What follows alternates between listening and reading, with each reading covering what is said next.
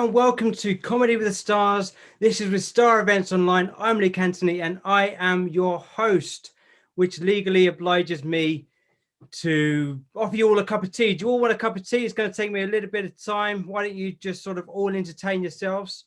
I have to immediately ask you guys to put your microphones on. We want to hear you guys. Come on. Unmute yourselves. There we go. We've got Neil. Who else have we got? Come on. That's it. Hi. Oh, we got John. Hello, John. How are you? I'm okay, thank you. How are you? Good. Fantastic. Fantastic. And Sadie. Sadie, where are you, Sadie? You told us off because I was talking without my microphone on. Well, that's because I was talking to production. A seamless operation, I can assure you. Hello, Sadie. How are you? I'm very well, thank you. How are you? Fantastic. Yeah, you're our experts for tonight. Guys, we've got an amazing show for you tonight. We've got all these comedians that are giving their time up for free. You know, it's been really tough for us comedians. I'm not a comedian. I'm a self-proclaimed comedian. You know, it all shut down as the lockdown happened, but we're all here entertaining you. This is all about you guys. I can see Annabelle. Hello, Annabelle. Hello. How you doing? You're looking very pretty tonight. Thank you. Happy to I'm be not coming here. on to you, okay? All right, I'm not coming on to you. It's fine. I'm just saying how you doing. Yeah, Jesus. yeah. Oh, it's just tough. I've got HR talking to me on the ear saying, "Shut it! Stop talking about." Right. Okay. So we've got an amazing show. We've got amazing comedians, and this is all in support of mental health. You know, this is a mutual thing between Hangleton Mutual Aid and Star Events Online, and it's all to support people in isolation. So, you know, we're going to take this very, very, seriously and everything like that. Apart from the comedy, at the end, we're all going to be talking about mental health. I'm going to talk to you a bit about myself, and you can ask me questions.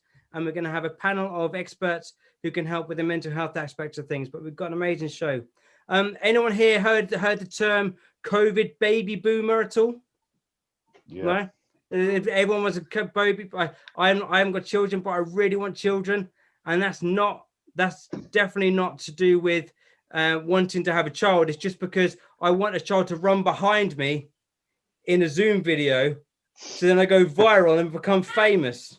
I don't want children. I have to remind you, I've been texted some like admin stuff here. If you can turn your microphones down to 25%, we can hear you if you have your videos on. So turn your videos on. We love to see your beautiful faces. It's really, really important. I've also, anyone celebrating Halloween at the weekend? Yeah. Yeah, who was that? Was that Neil? That was me. Love Halloween. Look, I have to click along to see your faces. Is that Neil, was it? Hello, Neil. How you doing? I'm good. How you doing? Okay, well, you can go away now. I don't want to see your glasses reflecting your face. Go on, shifty off. Anyway, yeah, we could have made this a Halloween themed thing, but if I just do this face throughout the program, which would cause me some really, really weird wrinkles. We don't want to do that. Look, I've got a magic trick for you guys. You see this pen? See this pen? Right? Yeah. You want to see it? Yeah. It's bloody gone, mate. It's gone.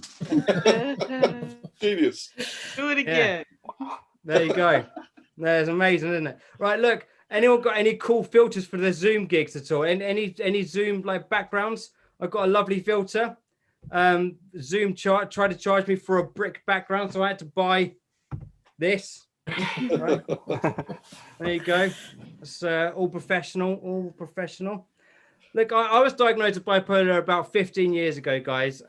Way before it was fashionable to be insane. You know, now it's really, really fashionable to be crazy. And you know, the word bipolar means two poles, which is really strange because neither of my parents are from the North or South Pole. I don't understand it. I understand it. Look, are you guys ready for your first act? We've got an amazing guy. His name is, it's not Louis Theroux. It looks like him, but his name is Andy Bucks. He's an amazing comedian. We've shared so many like amazing journeys up and down the country for comedy. And this isn't emotional journeys. We just gig together sometimes. And we had booked in a gig a little time before COVID happened, and then that hit, and then it got cancelled. We've got him here tonight. He's genuinely one of my favorite acts I've ever seen on the circuit, and I just absolutely love him. So, what we need to do is we need to get one of you guys, John. I think you're good for this. John Andrews, how are you doing? I'm okay, thanks. Yeah. What we need to do is create like a Mexican wave of applause and cheers. All right. Right. And okay. that all starts with you, right? With your look at you with your mustard yellow top. Yeah. There you go. Bring a bit of sunshine to a rainy day. Yeah. Something like Is that a Zoom background, or is that No, your it's not house? Zoom background. No, it's my actual background. What are you sitting on? It seems like the You're on the sofa. You're on your sofa. Okay, so Yeah, it got a seems like the cat. weirdest place to sit because like you can see the stairs in the background. Yeah. Where are you watching from? Woking in Surrey. And Surrey. Oh, okay. My mum's from Surrey. Okay. Yeah, she left very quickly. Nothing to do with Woking. She just moved out. Her dad was in the army. But look, our first actor is Andy Bucks. He's one of my favorite ever comedians. He's so funny. So look, John, I need you to start the applause. So if you start this applause and cheering, and we need everyone else to join in as we go. Energy! So please welcome to the show one of the most amazing comedians I've ever seen in my life. He's so funny. It's Andy Bucks. Andy. Hey everyone! Thank you for that lovely welcome. It sounded kind of like a haunting monastic chant, but you know we'll take it. I enjoyed that a lot. Hi there. Yeah, I'm Andy Bucks. That's just a stage name that I use. My real name is Andrew Buchan. Now there's a famous actor called Andrew Buchan, and I don't know if you saw this, but the event page for tonight initially made it look like famous actor Andrew Buchan was going to be coming on and doing a spot. So just want to apologize off the bat to whoever it was on Twitter that was getting really excited about the possibility of seeing famous actor Andrew Buchan before I stepped in and said it's actually obscure comedian Andy Bucks. What I've done there is I've managed to be a disappointment like a full week before I've even done my set, which is impressive even by my standards. Luke mentioned that I look like Louis Theroux. I have been told that I look quite like Louis Theroux, but like if he was the subject of the documentary. This week we go in search of the UK's most generic-looking comedian. I'm from quite a posh area as well. It's the kind of place where people write the following genuine Facebook status. Well, after today, I can honestly say that I feel completely uninspired by both of my horses. So that's the kind of zero problem you're dealing with here. Maybe you can relate to that. John Andrews in Woking, you might know some people like that down in Surrey. Not that posh around here. Not that posh, okay. No. Fair enough. Woking's quite. I don't know. I only know it for the Pizza Express. I think that's what it's become famous for in my head. That's what we're famous for. Yeah, well, take it. It's I don't know what else Woking's got going for it. Shopping centre, new cinema just opened. Yeah. Yeah. All good stuff. I mean, the Pizza Express is probably around there as well, isn't it? It's not far. Yeah. Not far. Yeah. You might spot some celebrities in there if you're lucky. Yeah, I wonder who. Yeah, I am. When I'm not doing this, I'm a student, right? So I study astronomy. That's the one that's not bullshit. There you go. In case anyone was confused. Sometimes I feel like I don't have the right qualifications to study astronomy. Like it was only a few weeks ago that I watched the Star Wars movies for the first time. Wow. But the thing is with that I started at episode 1 because I didn't realize that they're all like came out in the wrong order, right? So I watched episode 1 and 2 and 3. I thought these are brilliant. I love the CGI, all the special effects, all the brilliant, right? I loved it, fantastic.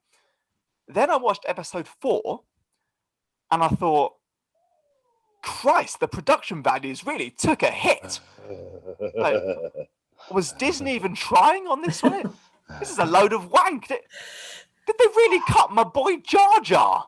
That's absolutely unacceptable. Like, no wonder I heard everyone say that the original trilogy is so much better. Oh. Can't believe this. Misa disappointed. That's what it was all for. Yeah, that's the reaction I was looking for there, Neil. Just amusement, but tinged with disgust. That's what we're going for here. Speaking of movies, do you want to know my favourite thing about Seven? Yeah. It's more than 3, man. Ah, Yeah. Some people got that. Other people are like, what is he even on about? Fair enough. As I say, I'm a student, and when the virus hit back in March, we all had to kind of leave university. So that meant that for me, I had to move back in with my parents for 6 months, which was definitely not part of my life plan. Like, I haven't lived with them for like almost a decade, so definitely wasn't really excited for that. I don't know if you had a similar situation to me, but I found that conversation ran out pretty much early doors. Like, I lived with them from March to October. I think we ran out of things to talk about in the car on the way back from university in 2012. I'm being a bit harsh. I've always been a bit awkward around my family, to be fair. Like, it was only a couple of weeks ago that my grandma told me that she thought that my dead granddad would be proud of me. And I didn't know what to say, so I just said, cool. I don't know what you meant to say in that situation. They're a bit of a weird bunch as well. Like, at one point, my mum said to me, Andy, can you put on that song that I like? You know, the one by Michael Bublé. I said, Michael Bublé? Do you mean Michael Bublé? Oh, is that how it's pronounced? Yeah, why did you think it was Michael Bublé? Well, I just have a rule, you know. Whenever I'm not sure how to pronounce something, I always just go with the option that sounds least pretentious. So, okay, on this occasion, I said Michael Bublé, and it was actually Michael Bublé, and I sounded a bit stupid. But imagine how much more stupid it would have sounded if it was Michael Bublé, and I said Michael Bublé. And I thought, like, yeah, fair enough. That's a good point. Like, that would sound absolutely ridiculous. It would be like going into McDonald's and saying, I'd like to order a bacon double cheeseburger, please, with 6 chicken McNuggets and a McFlurry to wash it off. You know? So fair point, really. After that, she said, Andy, can you put on that movie with Keira Knightley? Mom, you've done it again. The K is silent. Oh, sorry, let me try again. Can you put on that film with Keira Knightley? Doesn't learn. My parents are very religious, and I'm not. And I think becoming an atheist is actually quite a risky thing to do, quite dangerous. Like, when I became an atheist, my life expectancy dropped dramatically, down to expecting just the one life. Slightly bemused reaction to that. Move on. That's the vibes I'm getting. So when I was back with my parents, they go to a local church, and they had a notice board out the front, which I found really funny, and I hope you do as well. There was so I had a notice board out the front, and it was a world map, and they'd labelled on the world map places where their missionaries had gone out to, like, spread Christianity, right? So they'd pointed out all the places where they had Christian missionaries spreading Christianity.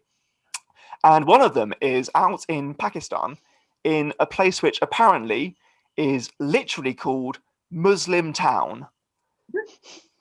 That's got to be a tough gig, right?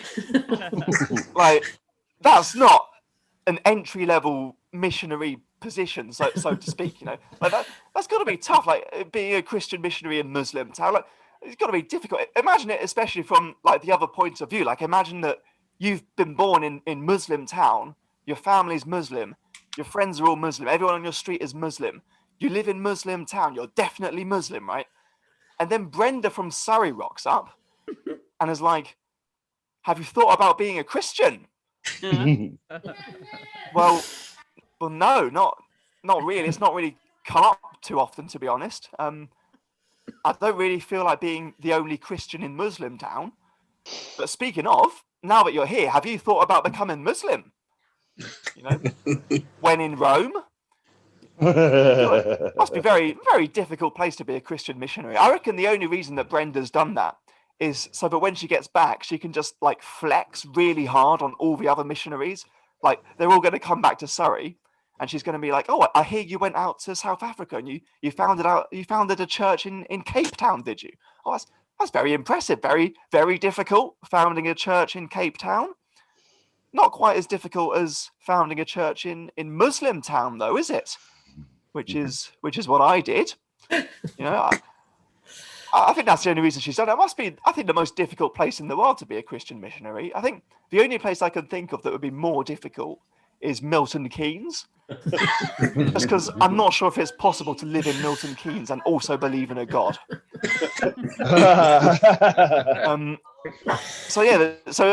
The effect of the virus on my life, at least, was like, you know, I had to move in with my parents again, and clearly it's been causing like untold chaos. But I was thinking, like, the only reason that we know that COVID even exists is because the symptoms of it, like the symptoms are all kind of normal symptoms. Like, it's normal to go to the doctor if you have a fever and you're struggling to breathe. Like, that's a normal, sensible thing to do. But like, if the only symptoms were something really weird and embarrassing, like, we'd all keep it to ourselves, and like, we'd never tell anyone. We could all have it and we'd never know, right? So, like, for example, what if the only symptom of coronavirus was that every full moon your left nipple flowers? You know, like, I'm not gonna tell anyone about that. Like, I'm not popping into the GP like, oh, hey doc, check out my nipple blossoms. Yeah, I'm not doing that. Or what if the only symptom was that, like, whenever you fart, it sounds like a clown car, but like only you can hear it, or something really weird like that. You know, I'm keeping that shit to myself. I'm not spreading the word about that. You know, the only way we'd know that existed would be, it would just take one really brave individual to be the first one to like put out there what's been going on with them. So with that in mind, whenever I hear polystyrene being handled roughly, my toes start involuntarily pulsing. Now, does anyone else have anything like that? Not seeing any. No, that it'd be ridiculous if that was true, wouldn't it? Imagine that. My nipples are fine, by the way.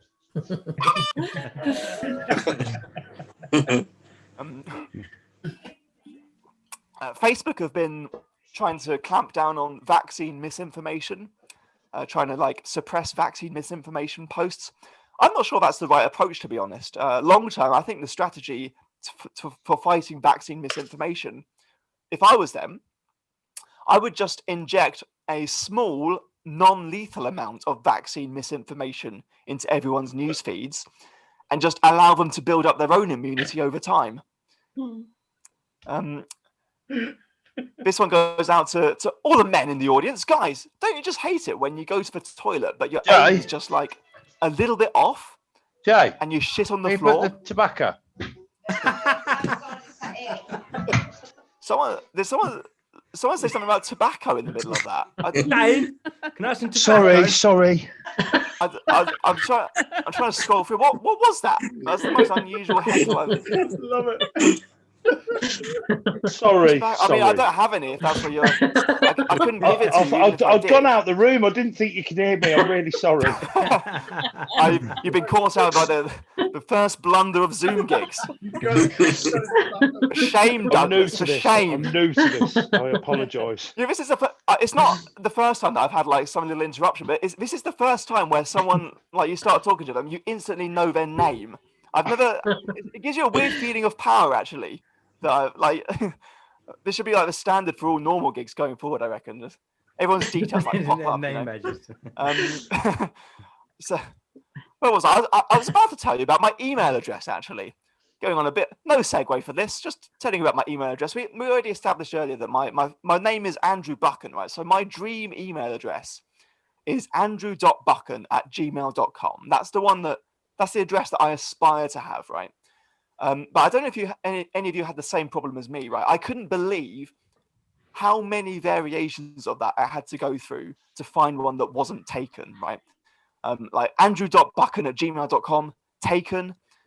Real Andrew Michael Buchan 123@gmail.com, taken.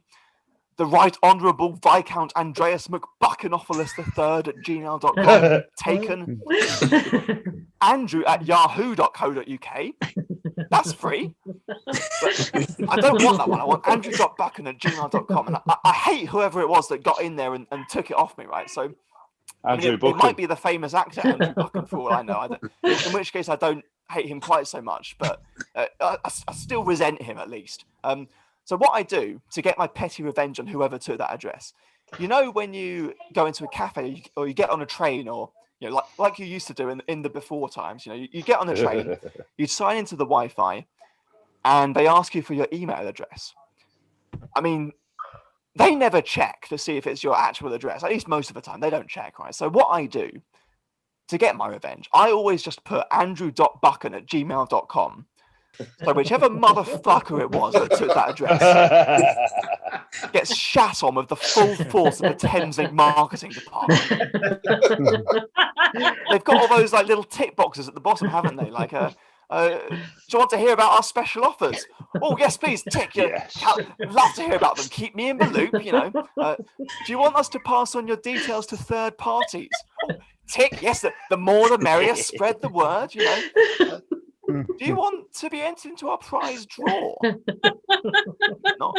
Not so sure about that one. The prize is more emails. Oh, well, count me in then. Love to hear about that.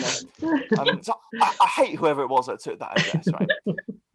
I mean, in the end, it turned out it was me, and I just forgot the password. But point still stands. So you might be able to tell that I would say I lead quite a hedonistic lifestyle. Not to be confused with Oliver Cromwell, who led a head on a stick lifestyle. But I got told off the other day for using the phrase pussy out, right? I was told that it kind of makes a link between femininity and like not being brave enough to do something, right? So I thought about it, and yeah, maybe they've got a point. Maybe I should stop using the phrase pussy out.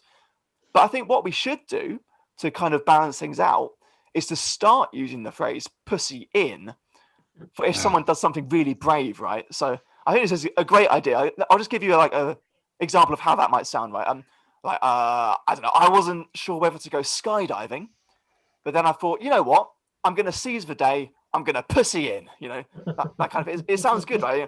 I wasn't sure whether to ask one of the acts whether he's got any tobacco during his set, but then I thought, if you don't ask, you'll never know. So I pussied in, just that kind of thing, I think it's a good idea. I know it's a big ask for however many of us there are in the room to make that kind of sweeping change to language, but I reckon if we all just collectively pussy in, then we could. There's no limit to what we can achieve. I was thinking about that bit of material earlier on, actually. I wasn't quite sure whether I should be doing it. You're never sure how it's going to come across talking about the phrase pussy out if you're a man. I'm very aware of my male privilege. And by the way, I reckon the best male privilege is our shorter life expectancy. I mean, that's super underrated, doesn't get the attention it deserves. Anyway, so I wasn't sure about that material, but then I was thinking about it. I was like, you know what, Andy? It'll probably be fine. Just pussy in and don't cock up. Only I don't say cock up anymore, do I? I say cock down for if things are going really well. My PhD supervisor might be like, Andy, have you started those slides for tomorrow? I'll be like, I'll start cocking that down right away. Then she'll be like, I should hope so too. It's a big meeting. We really need this funding body to pussy in. If we don't get this money, I'm not sure how the project's going to cervix through. I'm not quite sure about what that last one even means, to be honest. I'll think of something better for next time. So I've talked a bit about science. I'm also quite into sports, which I know might be a little bit surprising to look at me because I know I don't look that sporty. I think I would describe my physique as salvageable. But like, I really love it. I love football in particular and how everyone really passionately supports their own team. They're really passionate supporters, even though it's based on nothing. It's great. I love it. But I've realized that kind of support, that passion isn't limited to just football, right? So the other day I was watching a video of a shrew fighting a scorpion to the death, right? And I was sitting there getting really into it, like, mammals, mammals, mammals, mammals. Fuck off, arachnids! Fuck off, arachnids! Oh, you've got 8 legs! You've got 8 legs! But you don't even give birth to live young, you egg wankers. Oh, I'd rather be a reptile than an arachnid. Oh, I'd rather be a reptile than an arachnid. Oh, I'd rather be a snake or a fucking terrapin. I'd rather be a reptile. I'd rather be a reptile. I'd rather be a reptile than an arachnid. Hey. Well, anyway, I got kicked out of the library. Didn't hear how that went down. I'll assume it was overwhelming laughter. I wonder what I'm in student accommodation. I wonder what. That was probably quite noisy, actually. I hadn't done it at full volume before. They almost certainly heard that. They think they're living with an absolute lunatic for the next year. Anyway, I think that's basically my time. By the way, I hope none of that came across as arachnophobic at the end there. Tobaccophobic. Arachnophobic. Is that tobacco guy again? Tobaccophobic. Tobaccophobic. Well, that's presumably not you. No. Well, I think I'm going to leave it there. This has been really lovely. Thank you all so much for coming. And I'm going to pass you back to Luke. Thanks very much. Hey. Andy Bucks, everybody. Hey. Loved him. Douglas. Hello. Hello, mate. How you doing? I do apologise. What I want to say is I just want to say the Star events do not advocate tobacco usage. However, there are other drugs available. Okay. Yes. Other drugs available. How great was Andy Bucks, guys? Give him a massive hand. Hey. Oh, and Douglas, look, I'm sorry, mate. You're gonna have to talk to me now. How you doing? How's the addiction going? Have you managed to give up? No. We're clearly I'm not. enjoying it. I'm actually. I've got the Rona at the minute, so I'm stuck in the house. You got Corona? Yeah, I have. Yeah, Oh, wow. yeah. I've actually tested positive. So. Yeah. Oh, okay. Well, that's good news then, isn't it? Yeah. It's not as bad as. Well, you said it was other people positive. have had it. Hey, there we go. Yeah, exactly. Have you? So, how are you doing then? Are you all right? Yeah. I've just lost all sense of taste. I found myself yesterday listening to Robbie Williams, which kind of proved it. Brilliant. Fantastic. Well, look, honestly, I hope your family and everyone else are all going to do all right, and they're going to be fine. You're going to pull through. Thank you. Have you had a coronial yourself? That's the new word for millennial. But it's now the next generation of baby boomers coming through. Oh, no. I only get that on birthdays and Christmas. I've been with my missus for like 23 years. It don't happen these days. No. No way. Oh, okay. Well, lovely to meet you, Douglas. Anyway, well, you need to kick the habit, but you'll be fine, mate. You'll be fine. I think COVID's getting friendlier, isn't it? It's getting friendlier. I want to meet some more people. Oh, Natasha, you were loving it all the way through there. Do you want to unmute just for a moment, because we would love to hear your laugh. Oh, did it work? Okay, hi. How you doing? Where are you watching from?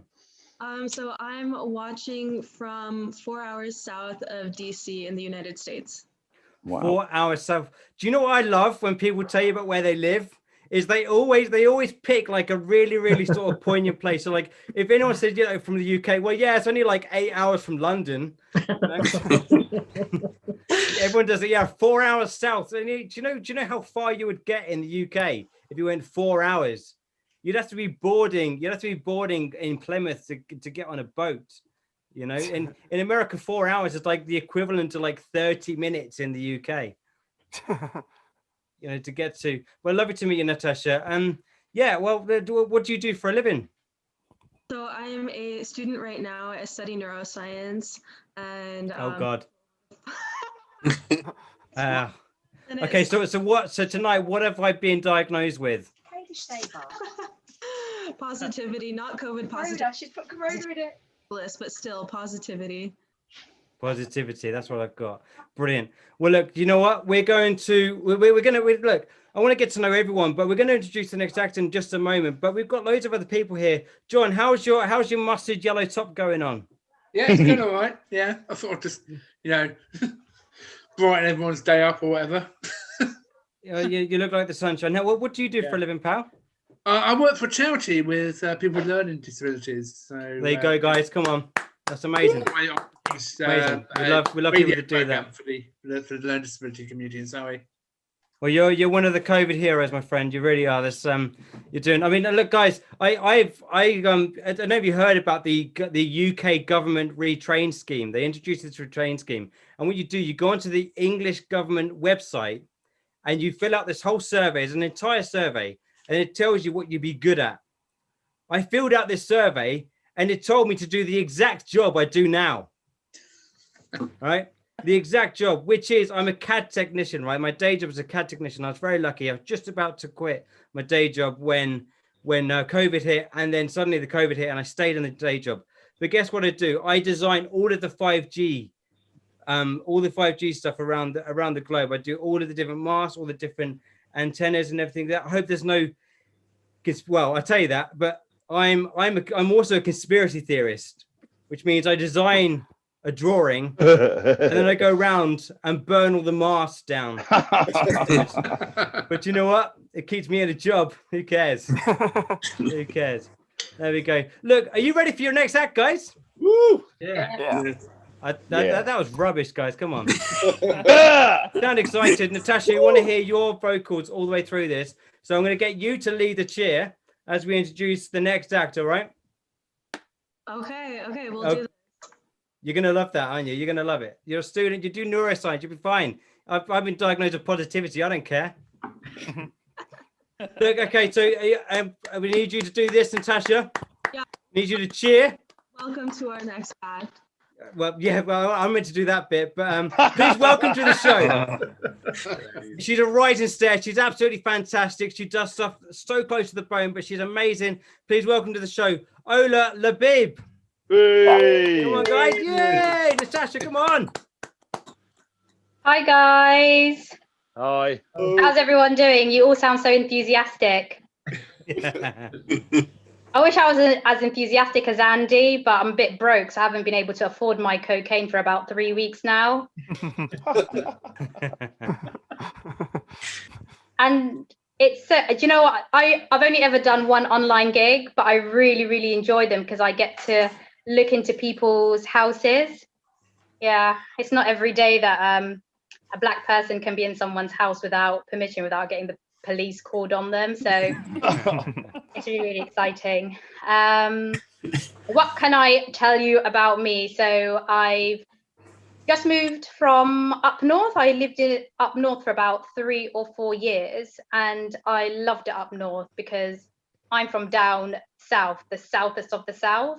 So I started my stand-up comedy career out there, and it was really, really weird being on stage for the first time because I was so unaccustomed to having white people looking at me with smiles on their faces. Like, for me, I think the last time I saw a girl with a hijab on getting looked at by white guys looking so happy is when they refused to let Shamima Begum back into the country. So yeah, I know. I thought that would potentially be awkward, but after hearing Andy use the word pussy so many times, it really made me feel so comfortable. Is there anybody here from up north at all? Yeah, Who said that? that was me. Oh, where are you from? Liverpool. You're not. Yeah. You know what? I love people from Liverpool Yeah.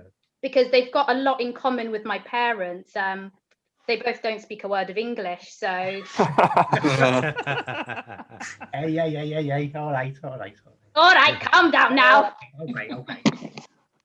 But yeah, no, I actually lived in Liverpool for 2 years, and I love it there. I feel like I've learned a third language. I've learned words like mess and Yeah, good one. and lemo. Lemo, yeah, that's an important one. Yeah, so I'm now trilingual, so it's always a good thing for me.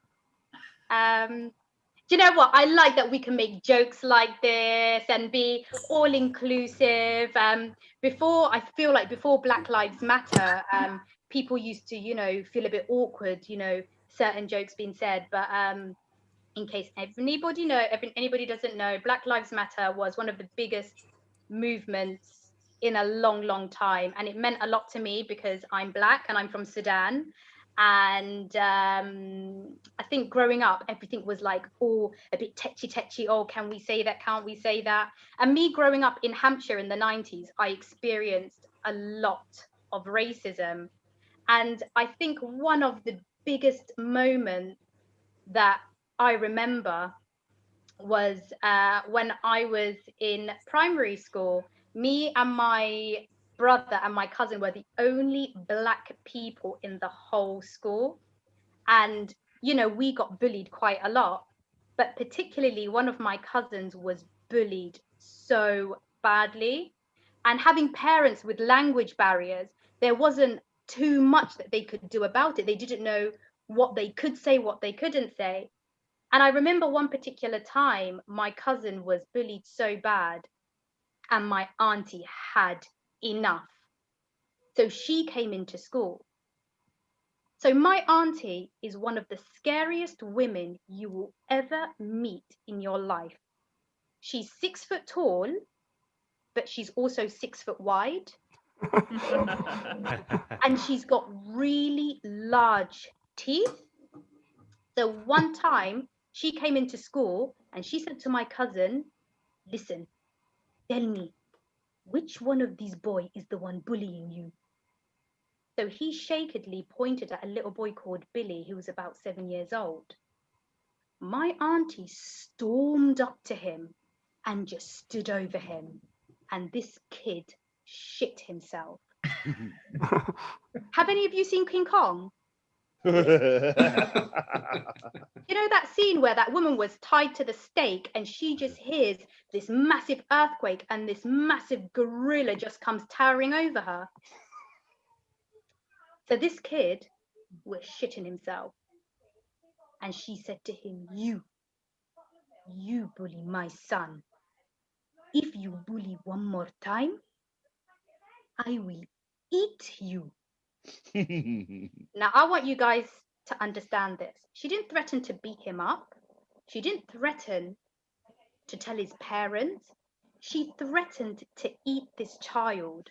And the reason that I was bothered was I really wouldn't put it past her. I really wouldn't. But after this whole Black Lives Matters happened, like, it used to bother me because I'm from Sudan, and whenever we go to Sudan and we're coming back, our family always say to us, so lucky, you're going back to paradise. They used to always refer to the UK as paradise. And it really used to bother me because they didn't understand that there was still discrimination in this country. There was a lot of faults in this country. This country was not as perfect as they made it out to be.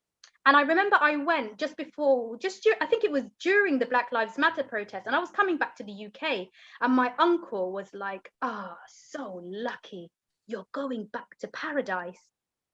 And I lost it. I was like, paradise? Paradise? I was like, paradise is the garden of God. England is the garden of Boris Johnson. Paradise is guarded by angels. I was like, the only things being guarded in the UK at the moment are statues. And they're being guarded by the EDL and Tommy Robinson. It made no sense to me. And I thought to myself, you know what? Just imagine I died. Just imagine. I dropped dead and I died. And I walk up to the pearly gates. And all I see is Tommy Robinson and the EDL just standing there. What would you guys be thinking? How'd they get here? Not heaven. Do you know what I mean? I know what I would be thinking. I really should have drank when I was at university. I really should have taken up the opportunities to do mushrooms when I had the chance. Oh, yeah. Oh, yeah. Douglas, you know what I mean. That wasn't a cigarette you were smoking. I saw you put your backy in there. Your eyes look a lot wider and a lot redder than they were before. Because they are.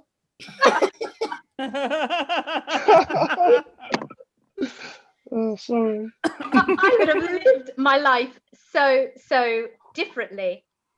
And I said, you know what, Uncle? Paradise.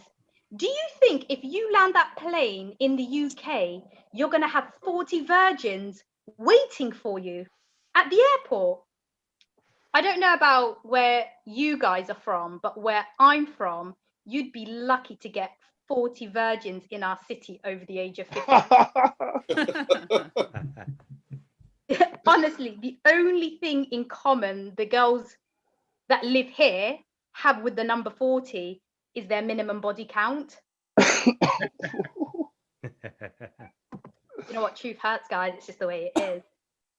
You know, sometimes I make jokes like this and I think, you know what? My parents put me through Islamic school for 16 years. I just really hope it hasn't gone to waste. So I grew up going to Islamic school for the majority of my young life. The Portsmouth locals call it the ISIS young training camp. But I loved Islamic school. I loved absolutely everything about it, except for Munira Akhtar. I hated this girl. I sat next to her for 7 years, and she was the most homophobic human being I have ever met in my life. She was disgustingly homophobic, and I had to sit next to her for 7 years and listen to her hatred and her ranting constantly. But the thing is, we all knew why she was so homophobic. Her dad had come out of the closet a few months before, so I felt like she had to compensate for something. But anyways, other than that, I loved absolutely everything about Islamic school. But don't get me wrong, when they told me I was going to mainstream school, I was really happy, because what subject do we all look forward to in year 6?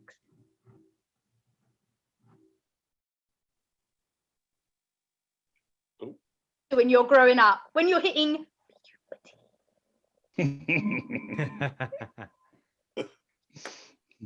you all going to pretend like you're Sex modest? ed.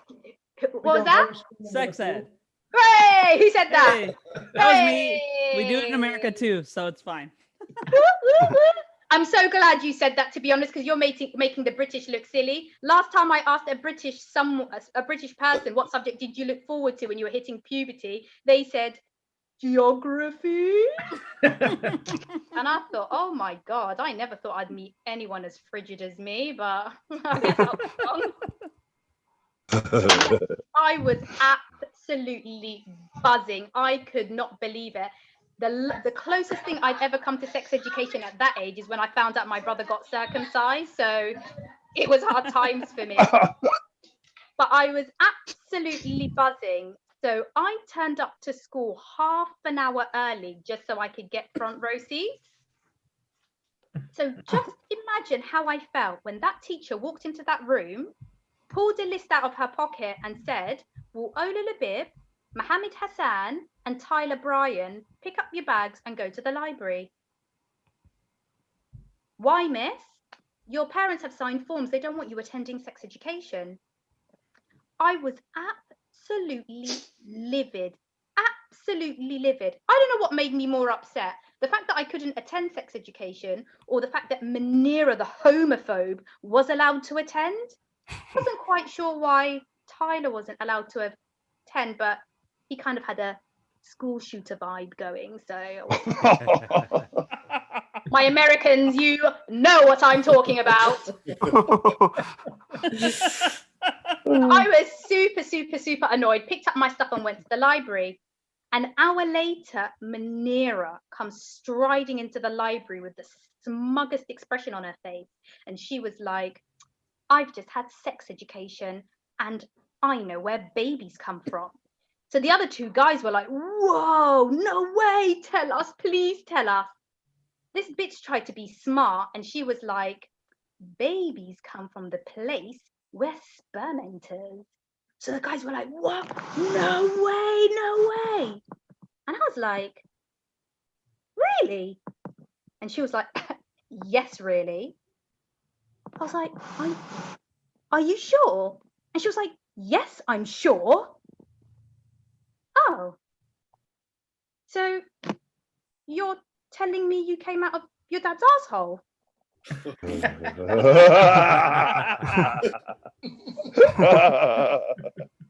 then Tyler pipes up and he was like, oh no, why you guys are brown. Oh no. Oh dear. Yes, Tyler, that's exactly why. That's exactly why. But sex education is really important because I work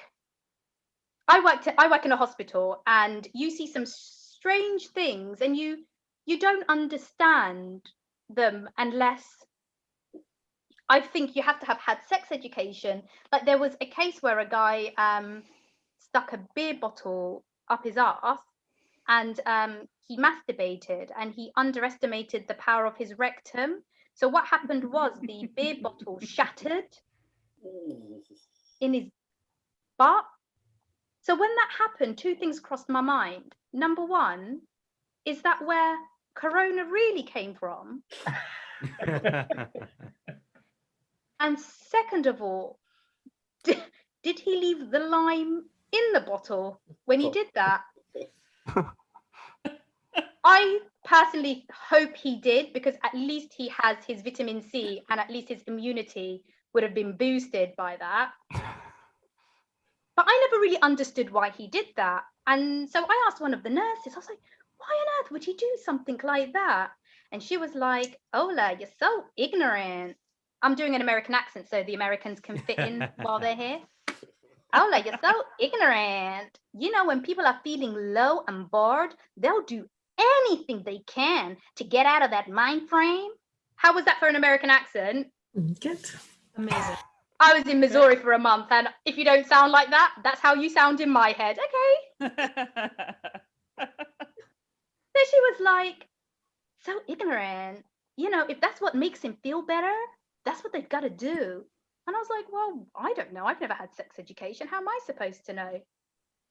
A few weeks later, I got some really bad news, and I was honestly devastated. I was so upset. And I just remember sitting on my own and just crying and crying and crying.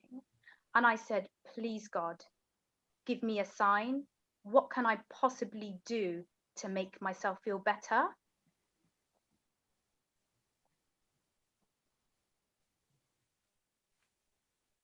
My butt made a noise, and I thought, oh. But don't worry, guys. I learned from the last idiot. I used the plastic bottle instead.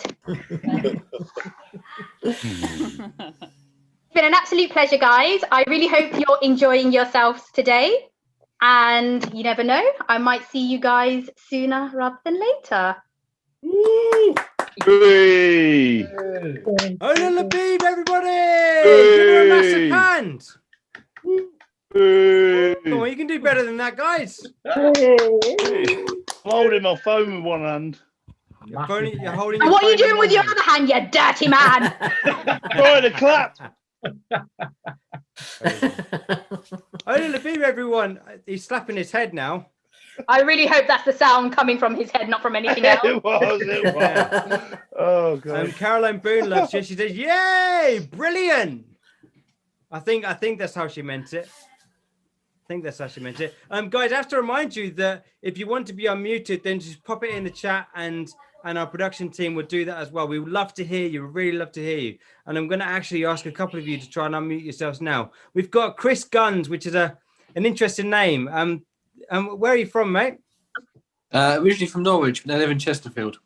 Norwich. I'm not even going to try to give you some Norwich jokes, all right? No, don't. I was going to move there once, and then I counted their fingers, and I decided not to. Hi, buddy.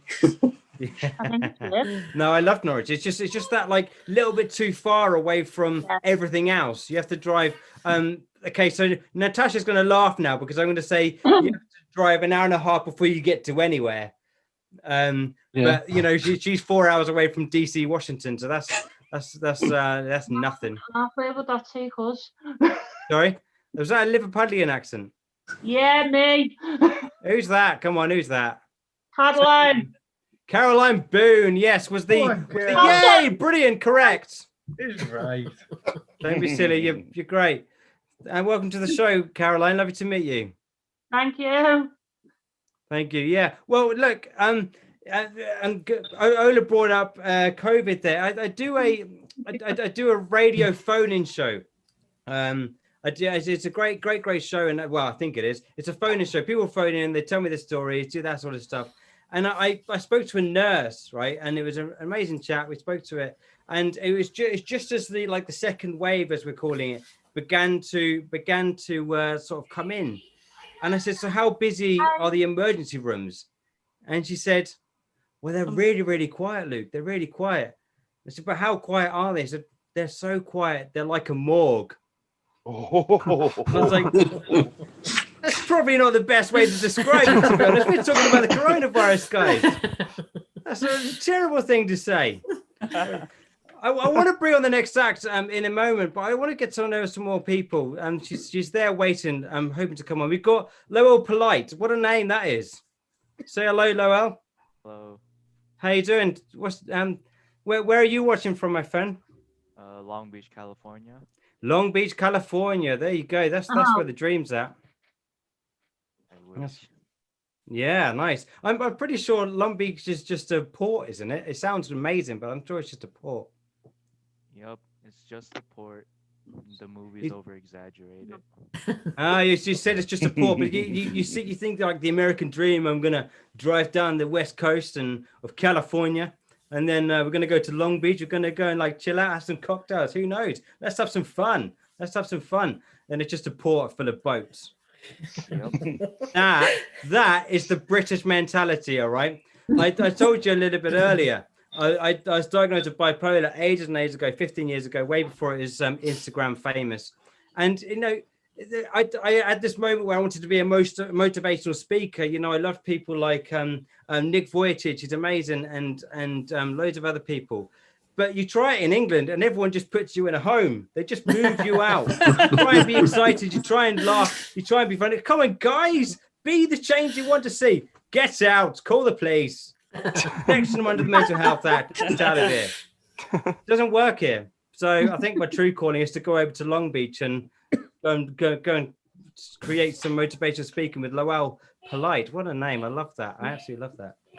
Right, we're going to bring on your next act. Her name is Rabia Kuhn, but I saw her name and I thought it was Labia Kuhn, and that's got a whole different meaning. And we can't broadcast that. Oh, I'm pretty sure there's not a delay on this, is there? Oh well. Apologies, sorry. Well, look, I need you again, Natasha. I need you to get the excitement up because you've been brilliant so far.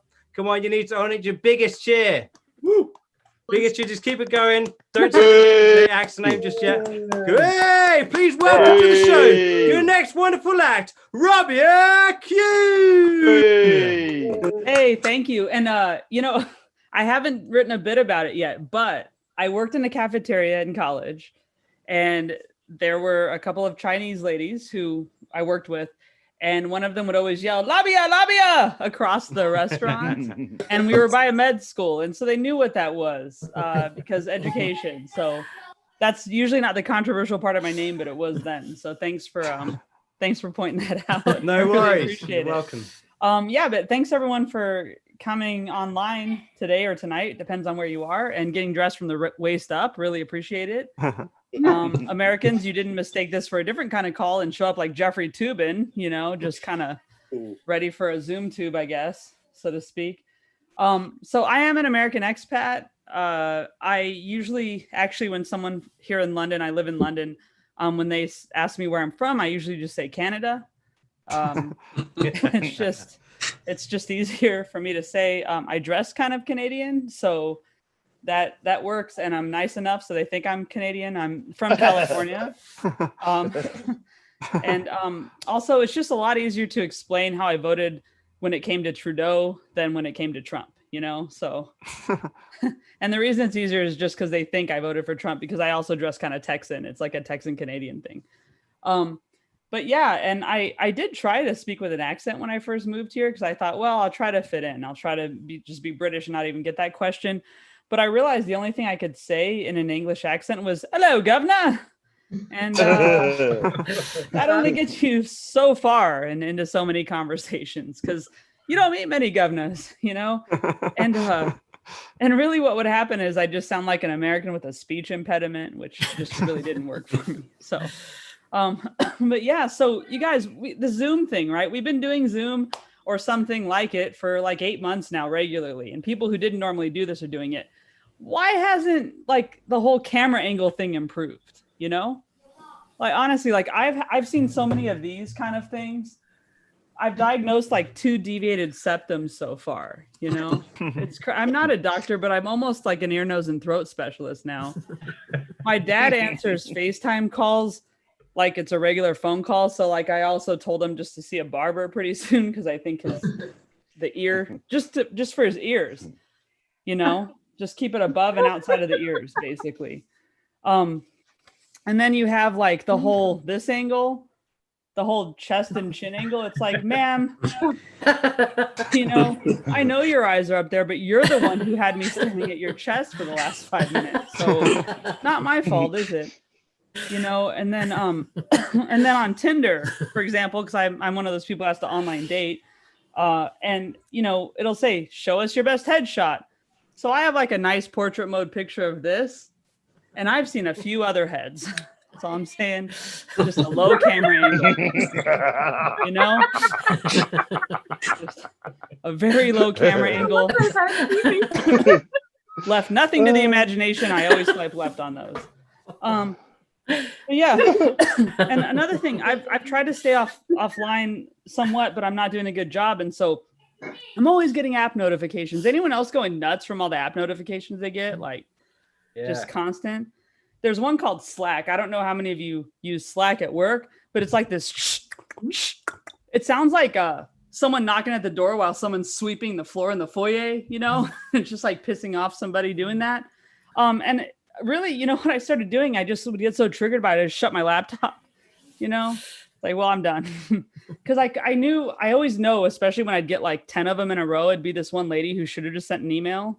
Because if you have 10 messages sent in a row, send a damn email. That's all I'm saying.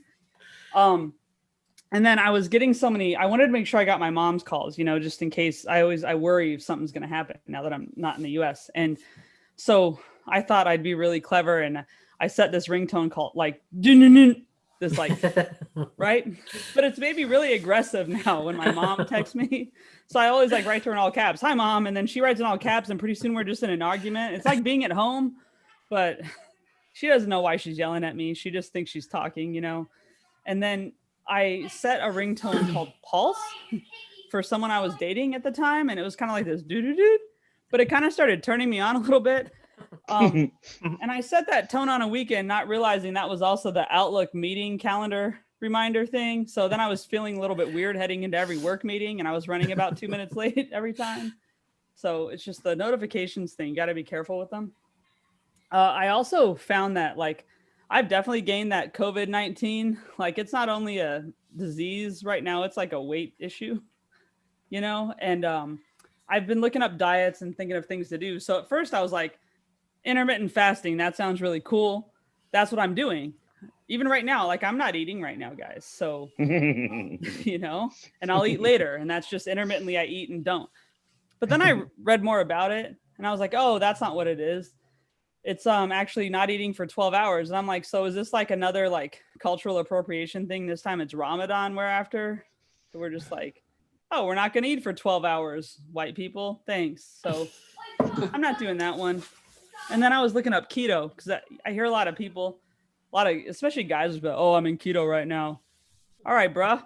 That means, first of all, what I found out is you can't eat bananas. So I don't even know. Bananas are like a meal for me sometimes, you know, or like a snack because I eat a lot. And so I'm like, all right, you can't eat bananas on this diet. And also it's basically the Atkins diet. So it's kind of like how Kanye changed his name to Ye and thought we wouldn't think it was still bullshit. That's what keto is. And then you have gluten-free. Well, I know a lot of people think that's a bullshit thing. It's not. I actually have celiac, so I have to do gluten-free.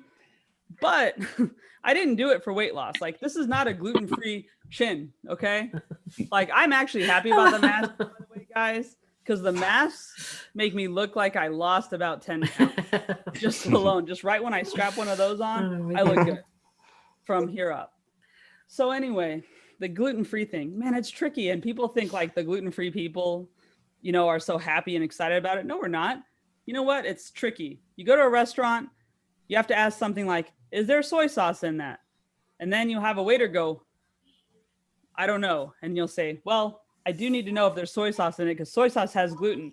And then the waiter will say, why? Meaning, why does soy sauce have gluten in it? Sir, I don't know. I didn't invent soy sauce with gluten, not knowing I wouldn't be able to eat the soy sauce. It's kind of annoying. And then you have like Bloody Mary mix. So my Sunday fun day revolved around Bloody Marys at one point. Not anymore because Bloody Mary mix tends to have gluten in it. Now, I'm not a Sunday, like I'm not a Rosé all day girl. Okay, I don't know if you guys guessed that, but I'm just letting you guys know that's the case. So I found a workaround, don't worry, just vodka. I mean, it's a quicker Sunday, it's still a fun day, you know?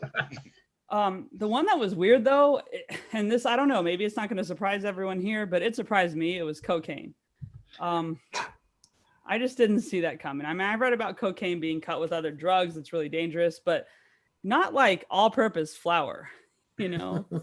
Like, oh, and then if it's self-rising, forget it, right? But it's just like, I don't know, that's tricky. And it's not something you can ask. Like, if you're offered that at that time, you can't just be like, oh, I don't know. Is there gluten in it? There's like no party where that's acceptable. But if I take it, if I try it, now I know there are other problems with it, but if I try it, I won't be able to control what's coming out of my mouth or ass at the same time in my night's over. So I'm just saying. So I've been really contributing, being an American, really contributing to American democracy lately. I've been trolling online.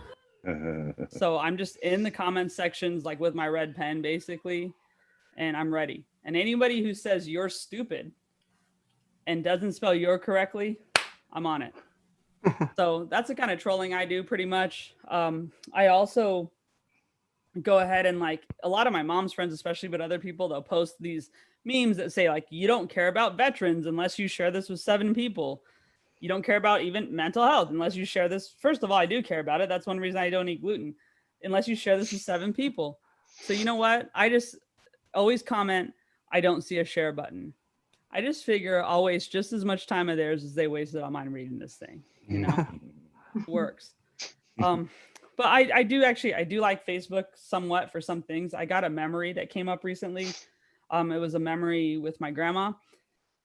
Well, I mean, it was probably more my memory than hers. She had dementia at the time, so I don't think she even like remembered that. But it was a memory of us. And I was thinking about my grandma a little bit over lockdown too. And I was thinking, you know, we used to make fun of her. She would get her hometown newspaper. She was from Missouri, which I think we actually heard Missouri mentioned earlier. And so she would get her hometown newspaper and she would immediately flip through like a savage right to the obituaries. And she would just look at them and then she'd start circling stuff.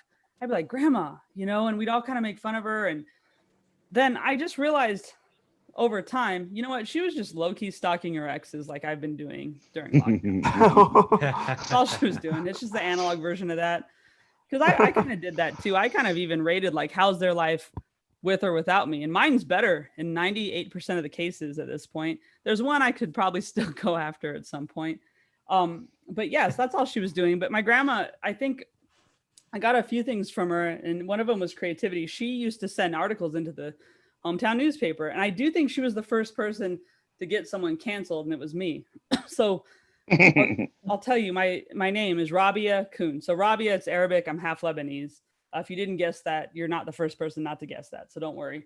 And then you have my last name, which is Kuhn. So it's spelled C-O-O-N, which is the bad spelling of Kuhn. I'll just say it. So it makes my name really unique in that it's both ethnic and racist. I'd be on the racist in this story because she sent an article into her hometown paper and sent it to me, and I got it in a card, and I open it, and I'm like 18 years old at this point. I open this card and I see a headline in a newspaper. I see my picture and it says Kuhn graduates high school. And I'm like, Oh no. oh, that's amazing, Grandma. You just got me canceled in Missouri. Like, there's no way I can even step foot in that town that you're in. So, you know, but she was a cool lady. She just did stuff like that. So, also like my grandma, she was single for most of the time I knew her, and now I'm single. And it's like, we're in tier 2 in London. That means if you didn't get a bubble or you didn't find someone to hang out with during the initial lockdown, then you have no one to hang out with now. So that's where I'm at. So I'm dating, I'm doing the online thing. Just a pro tip. If you join more apps, it doesn't mean you'll see more people. It just means you'll see the same people over and over, and you'll even catch them lying sometimes. Just a pro tip. Doesn't increase your odds. I do like dating over here, though. Now, some of you might be wondering who I date. I did come out when I was about 10, but just as a liberal. That was just the most my parents could take. So it's guys. So they have guys named Barnaby over here. That's pretty cool. So I just swipe right on any Barnaby because you just can't meet those in the States.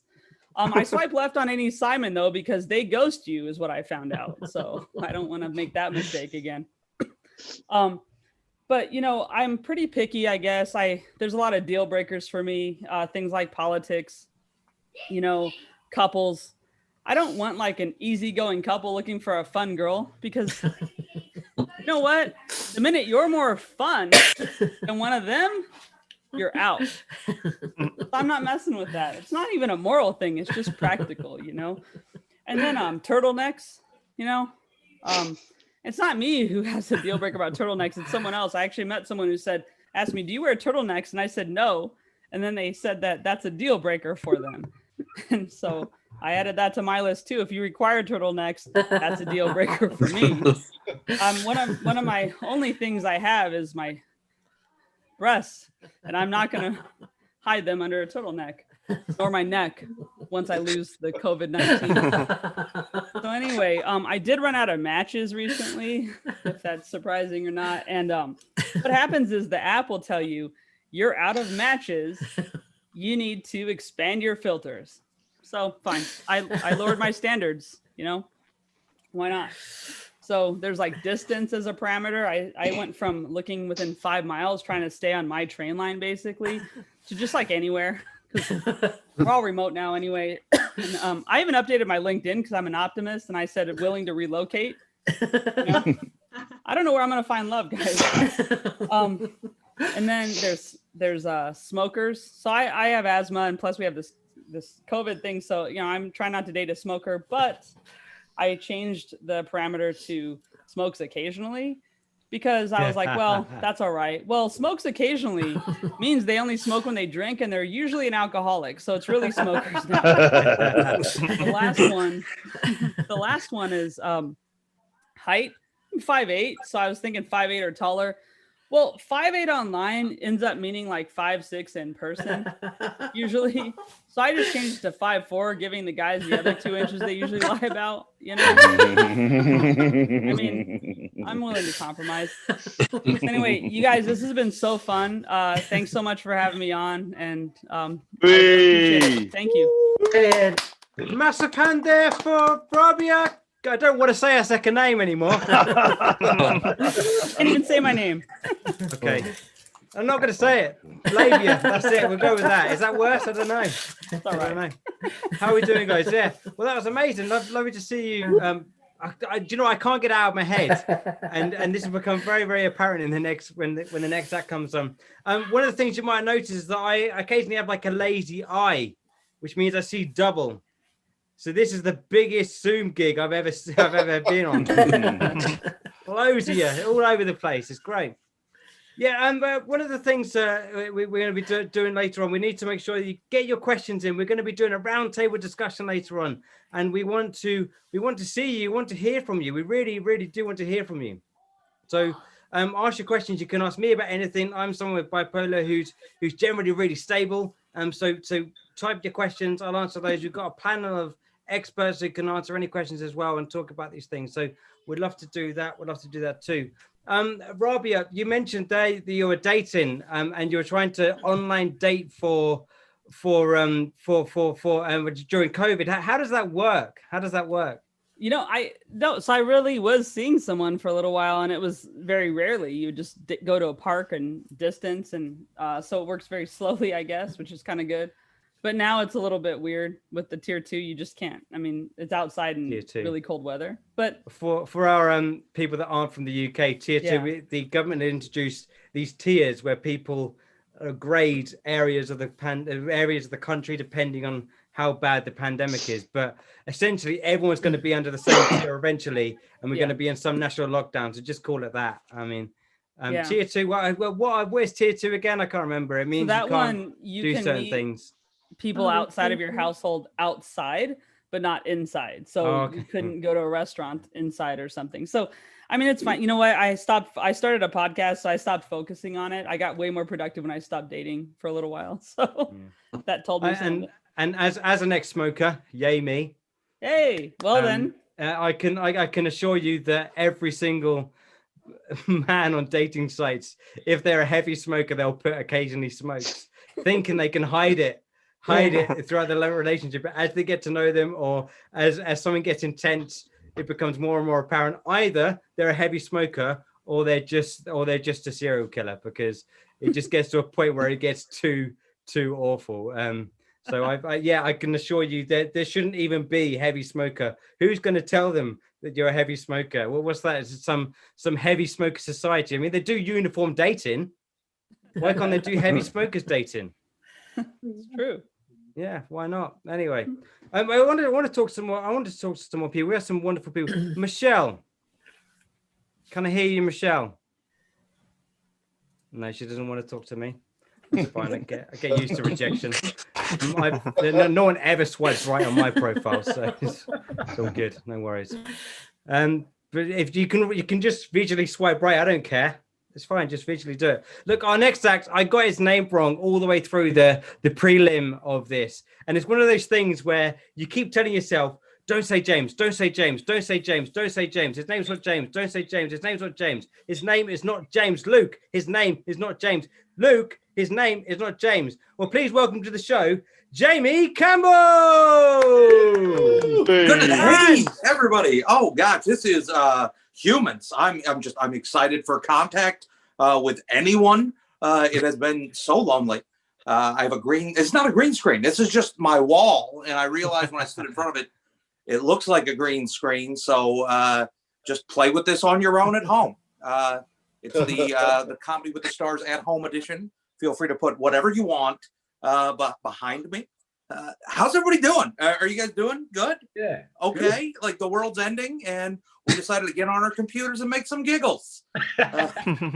We're going down in flames. Might as well enjoy a dick joke. We've already covered most of the topics I planned on: genitalia, buttholes filled with sperm, cocaine. So I'm gonna have to pivot a little bit, but that's okay. I'm ready. Things have been weird for everybody on the planet. I'm in Kansas City, which is mostly barbecue, cows, and racism, but it's like a real nice racism. You know, they're racist with a smile. You know, it's like grandpa racist rather than like AR-15 racist in Kansas. I got my bike out. You know, I'm trying. You know, you can't go to the gym because the people that are at the gym are specifically the people you don't want to be around. Because they don't care. So I got my bicycle out, and I still remembered how to ride a bike. Have you heard that saying, you guys? You can never forget how to ride a bike. Yeah, that's what they say. It's the word on the street, and it's true. You can never forget how to ride a bike. That gives me great comfort, you know, in case I ever get amnesia. So at least I got that. You know what I'm saying? I don't know my name. I don't know my address. I don't know if I'm attracted to brunettes or men. But I sure as shit know how to operate this Huffy White Lightning. I don't even know if this is my bike. That is not going to stop me from pedaling around town looking for clues to my identity. So who is like, is anybody in this group like by raising hands, I guess? I don't know how we do this anymore. It's just different. How many of you guys are like living by yourself? Any of you guys? I can kind of see your faces. Ruth, you look like a ghost, by the way. Ruth Owen. This is amazing. You look like you come from beyond. Like, oh, great that we can. I know the internet can reach the world, but holy shit, we're reaching angels right now. This is amazing. Like this is hard. COVID's got to be hard for like people that are on lockdown, living all by themselves. So like a lot of my material is stuff that I had before that. So if I say just the other day, what that really means is about 8 months ago. So just everybody should know that in advance. Because I've been trying, to have romance, and just the other day, I had a date, with a lady. It went pretty well. So you guys, pretty well. We ended up back at my place. Oh shit! I dimmed the lights, put on some Sade because I'm a smooth operator, and things started to heat up. We adjourned to my bedroom. Wow! But then the romance came to a screeching halt when she discovered my cat had peed all over my bed. Things got even worse when she found out I don't have a cat. Oh, there we go. There's a cat. Oh, thank you for showing us your pussy. Just kidding, you guys. I have a cat. I don't have a bed, so that was a situation. I need all of my cats right in front of her, and she wasn't my date. He was my landlord. I say was because now we're in a relationship. I'm not that into him, but I needed somebody to lock down with. And now we got a place to stay, so it's going pretty well, So I'm lucky enough, you guys, to do this. This is like it's my job, or I guess it was my job. There's not a lot of gigs right now because we're scared of death. But I used to get these offers. Like most of the time, I get paid to do comedy, but I would get these offers of people that were like, "Oh, we don't have a budget to pay you, but what we'll do if you come out and perform at our venue, we'll just give you free drinks all night," which is a terrible idea when you think about it, right? It's like we want you to come out to our venue and be sharp and quick-witted so that our audience has a good time and they come back. I'm not going to give you any cash, though. No, instead, what we're going to do is give you an unlimited supply of this substance guaranteed to impair your motor skills. Good luck, fucker. If you guys are anything like me, you'd like to get paid as much as possible. So I did a gig like that recently. I had about 7 Long Island iced teas. Yeah, that is too many. That is too many. After the show, I went home, started to cry, called up my dad and told him to tell me he's proud of me. I don't even ask, are you proud of me? I just said, tell me you're proud of me. And as it turns out, I do not have my dad's phone number. I had called the corporate offices of Dad's Root Beer. Left a very long voicemail. Yeah, but it turned out for the best, you guys. They mailed me some coupons because they're proud of me. Yes. So, Halloween is happening. Do you guys do Halloween? Is it a big thing Not in this the UK? year. Yeah, it is. Okay. Yeah, because I feel like it's got to be different, right?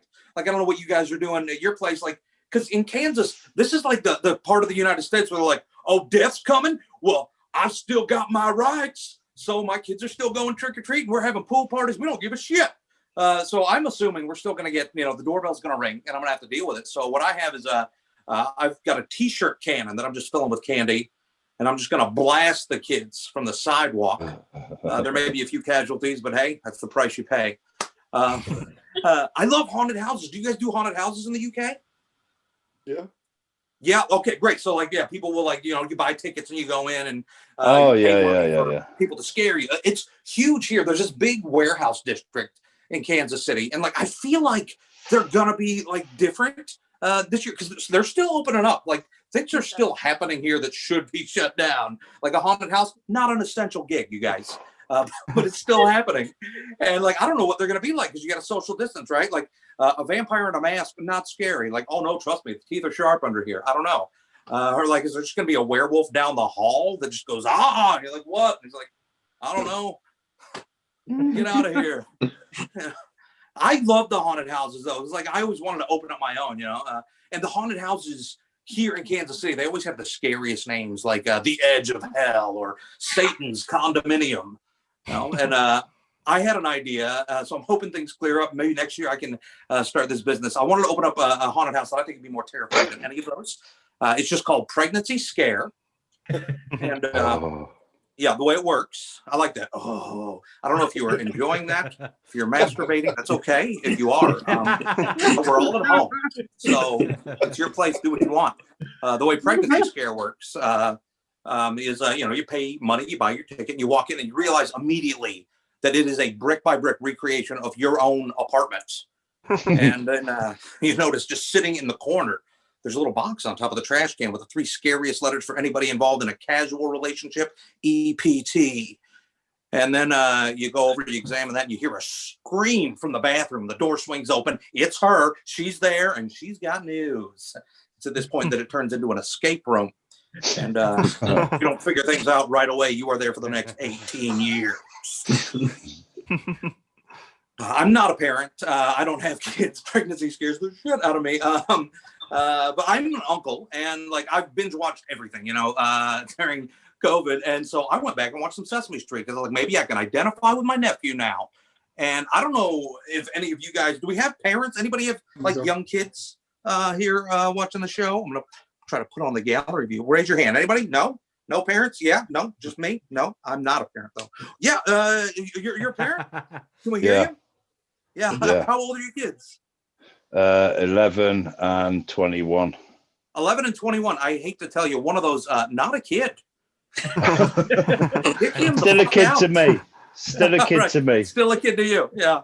That's great. I need to borrow some money, by the way. I want to be your kid. No, I'm not a parent, but like, right? I've been watching this Sesame Street. Do you watch Sesame Street? Is that a big thing for you guys over there? Oh, yeah. I haven't seen it for about 20 years, but. Okay, right. Yeah.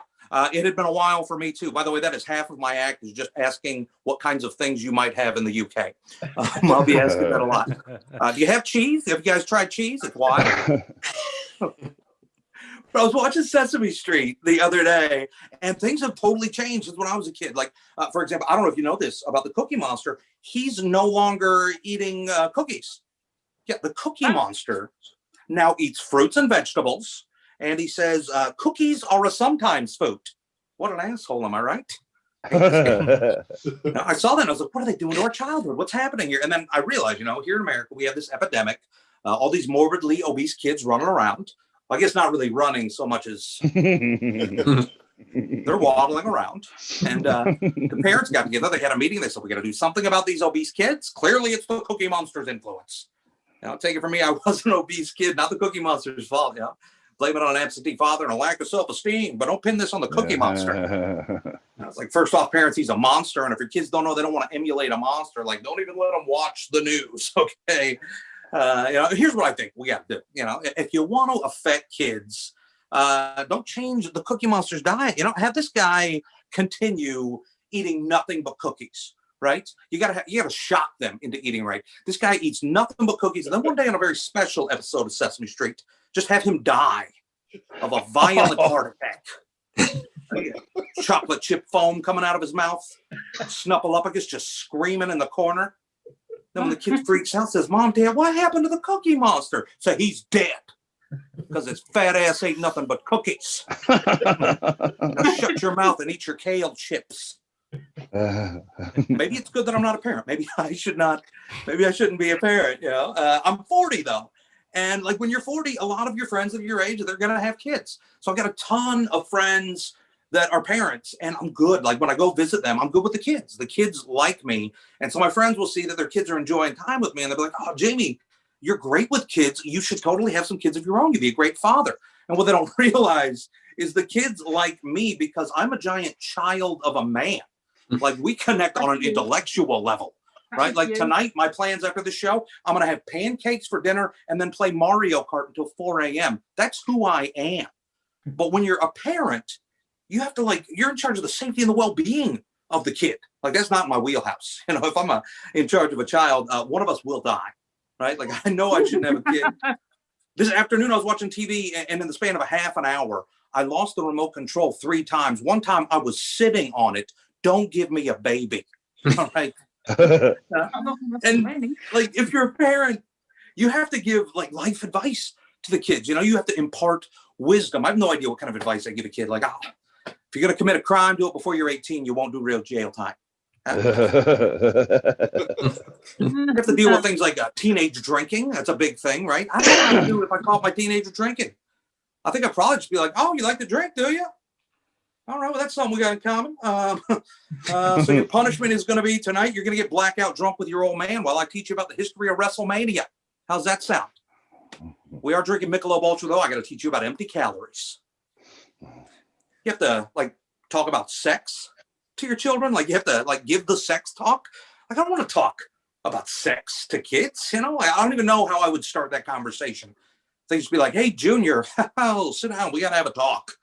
You know that part of your body you pee out of? You're not going to believe what your mom lets me do with mine. Here are some pictures." So yeah, you know, maybe I shouldn't have a kid. Yeah, my childhood. I grew up in the 80s. Did any of you guys grow up in the 80s? I know we got some young folks here. But anybody grow up in the 80s? Like I learned a lot growing up in the 80s. I learned, for example, the opposite of an animated cat is Paula Abdul. You know, I spent a lot of time watching time travel movies that were huge in the 80s. You know, Back to the Future, you get your Bill and Ted's. By the way, new Bill and Ted, very excited. I haven't watched it yet. I don't know if you guys have seen it, but from what I assume in the plot, like the much older Bill and Ted, they travel back in time to find their erections. Where did they go? And I love, like, we're living in the future, right? Like we're right now, we're talking all over the world right here. I can go to the grocery store down the street. I can get peanut butter and jelly in the same jar. We are in the future. And I love to think, though, because that's the one thing we don't have right now, right? Well, we were promised flying cars that would let us travel through time, and I want them. I'm constantly thinking about what I would do if I had a time machine. And like, I want to talk to one of you guys. Somebody just talk to me real quick. I'm going to do a little crowd work. Let's get crazy. What do we have here? Who was that? Who coughed? That's it. You're screwed. It's you. That was a cough. Don't You know what? Let me talk to Root. Wait, who was that? What? Uh-oh. Who just said what? No! Not me. Uh-oh. Oh, no. we never heard from her again. What's happening? Oh, you think you can hide? You probably can. Yeah. This is the difference between a show in person and one of these Zooms. But Carolyn, let's talk, Carolyn. What's your deal? What's happening? You look very comfortable. Do you have what that? Did you take a photo of your wall and then frame it on the same wall that you took a photo of? Is that a mirror? Is that what that is? It looks like just a picture of nothing. Who's that? Who's that? Your gigolo? What's happening? I can't. This man looks dark. If we have an angel and this is the demon. He looks like definitely a demon. You ever watch those documentaries where like somebody doesn't want their face to be seen, but they want to talk about, you know, they change their voice and you see them in the shadows? That's who that looks like. So Carolyn, let's do a hypothetical here. Let's say I have a time machine. It's a DeLorean. We got a flux capacitor in the back, in perfect operating condition. You know, I got a gas tank full of plutonium. Don't ask me where I got it. And I toss you the keys, ZZ Top style. You can go anywhere in time with this time machine. Where is the first place you're going to go? And don't worry if you mess up the answer. We'll just go back and fix it. Woodstock. Woodstock. Yeah, you're going to go back. Why Woodstock? What's exciting about it? Where would you go and see in Woodstock? Well, I can't remember now. Wow, you're real enthused about it. I'd go to Woodstock as well. Both of you would go to Woodstock, so you're not getting away from each other. We know that. I said I'd go to Woodstock if I could go back. All right. I'm guessing that it must be because you want to see the bands, because right now you can have free sex, you can do drugs that'll give you a bad trip. It's just the bands that are all dead. So yeah, it's the music, I guess. That's great. So you're not going to go back and stop COVID either, right? We're going to still have this music. I say fuck COVID. Right? Yeah, no doubt. If I had a time machine, I wouldn't do anything noble with it either. I would mostly use it for just pulling pranks. Like now, I know in the UK, I did a little bit of research. You guys don't have Chuck E. Cheese, right? But have you guys heard of Chuck E. Cheese?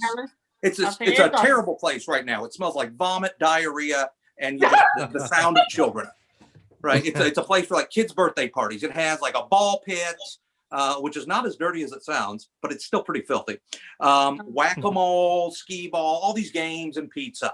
But in the 80s, before this place was Chuck E. Cheese in the US, it was even better. It was all those things I just described, but it used to be called Showbiz Pizza. And in addition to those things, if you would go into the side room, they had a stage and they had this band of animatronic. They were robot animals, and it was just a band. You'd see just giant animals playing music. They were a cover band, but you don't want to hear originals from robot animals. That'd be some weird music.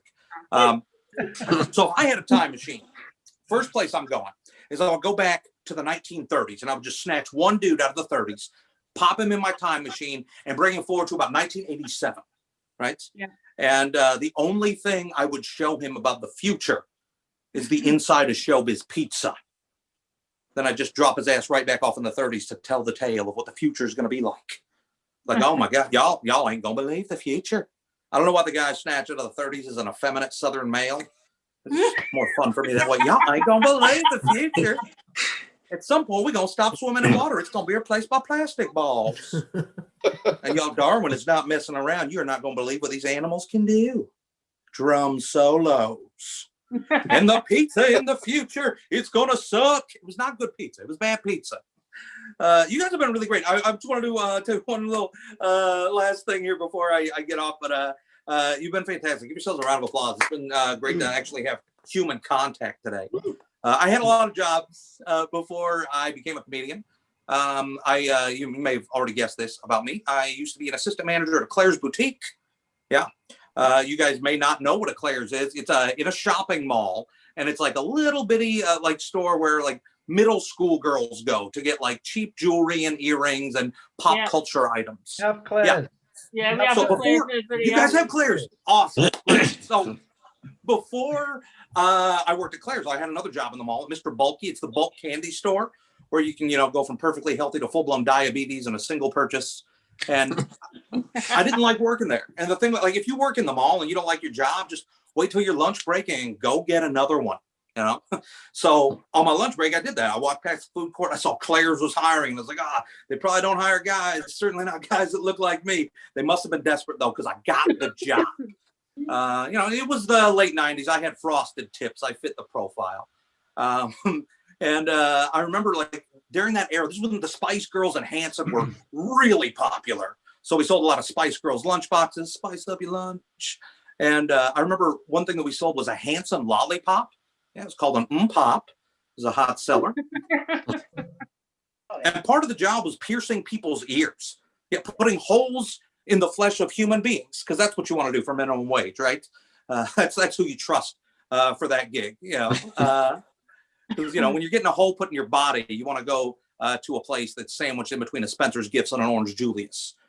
You would think that a job like that, if you're piercing ears would, have a lot of safety and sanitary measures that they take. No, like I studied for about a half an hour and took a quick multiple choice test, which I did cheat on. Then I practiced one time on a piece of cardboard and got my ass in the game. And people would bring in their newborn babies to get pierced. Yeah, they'd be like, I just had this baby. I want you to put a hole in my baby.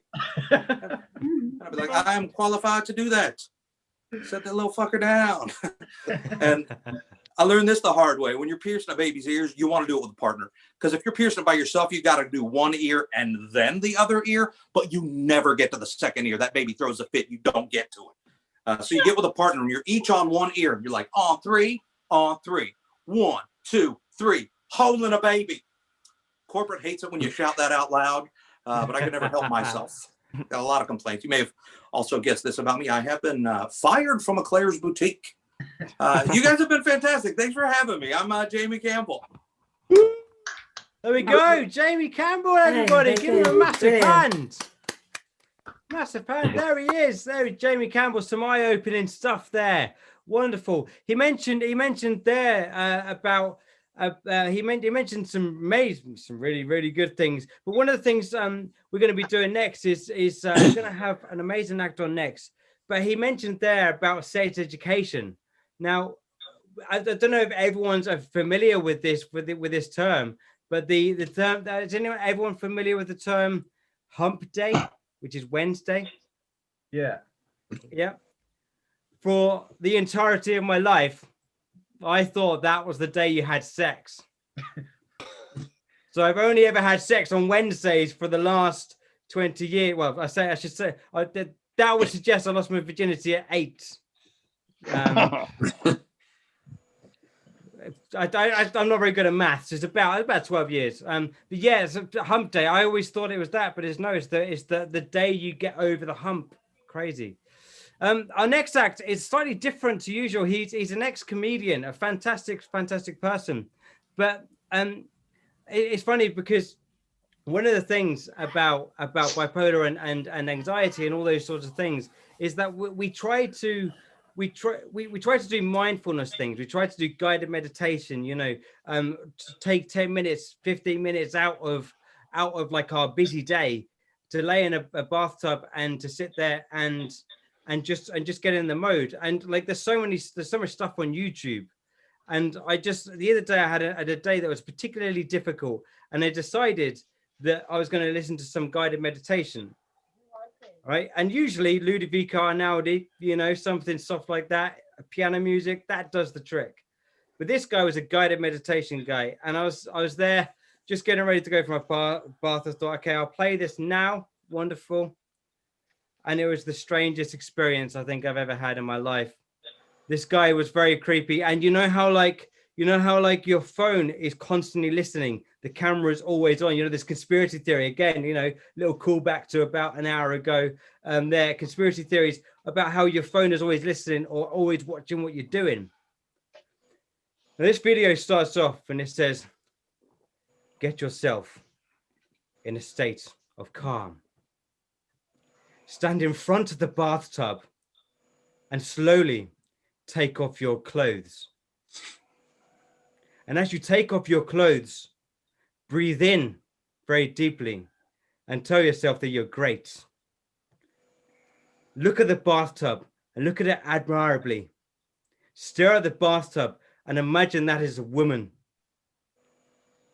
That's the most great. And then it said, turn the lights off, but don't lock the door. You're safe. Don't worry. And at that point, I thought, let's turn this off and just put some Ludovico Einaudi back on, because this guy is freaking me out.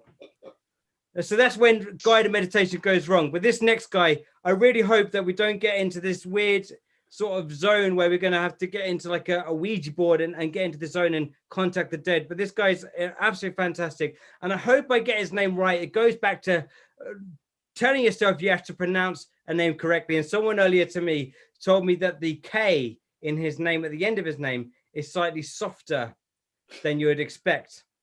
But I don't care. I'm just going to say, please welcome to the show, the wonderful, the amazing, the comedy hypnosis guy, Boris. What was that? Cherniak. Is good enough. Give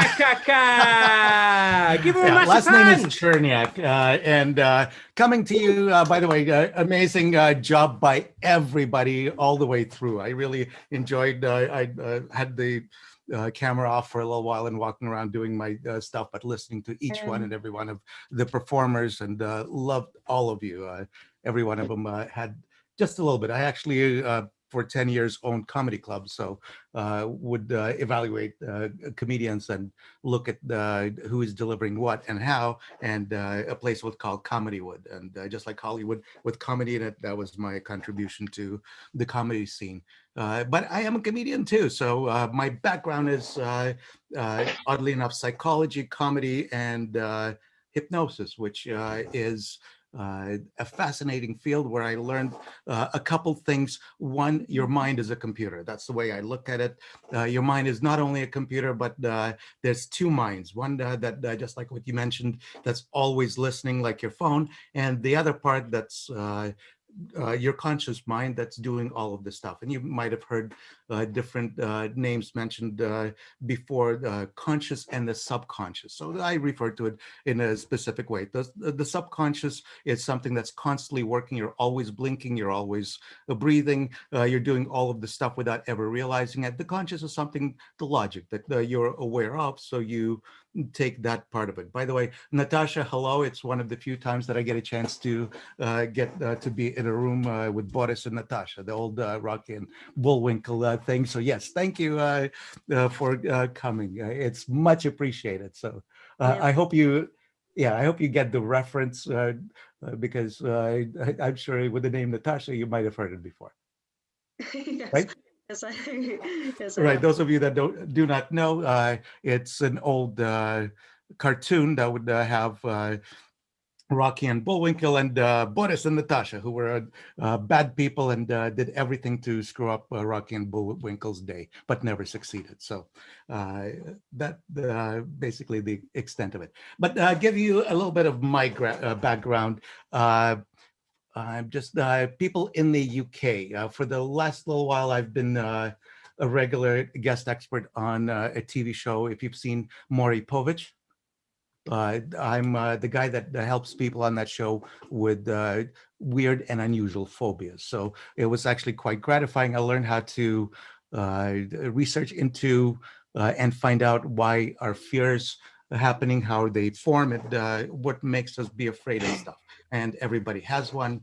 So I was the guy that they would film whatever people are terrified of, and then they give them to me to fix. And by the end of the show, which took a couple hours, they had to handle whatever they were terrified of. So if you just even Google Maury phobias, you'll find millions and millions of you on that kind of stuff.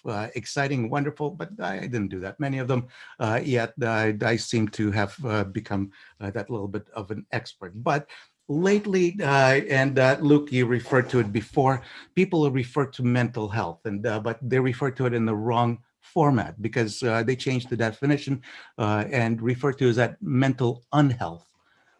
So instead of being something unhealthy, I concentrate on quite the opposite. I want people to have a healthy mind and healthy disposition rather than look what's wrong with me, I'm all broken, how can I fix, and the mentality of somebody who why me attitude. So I try to change that mentality, and because everything lately has been incredibly negative.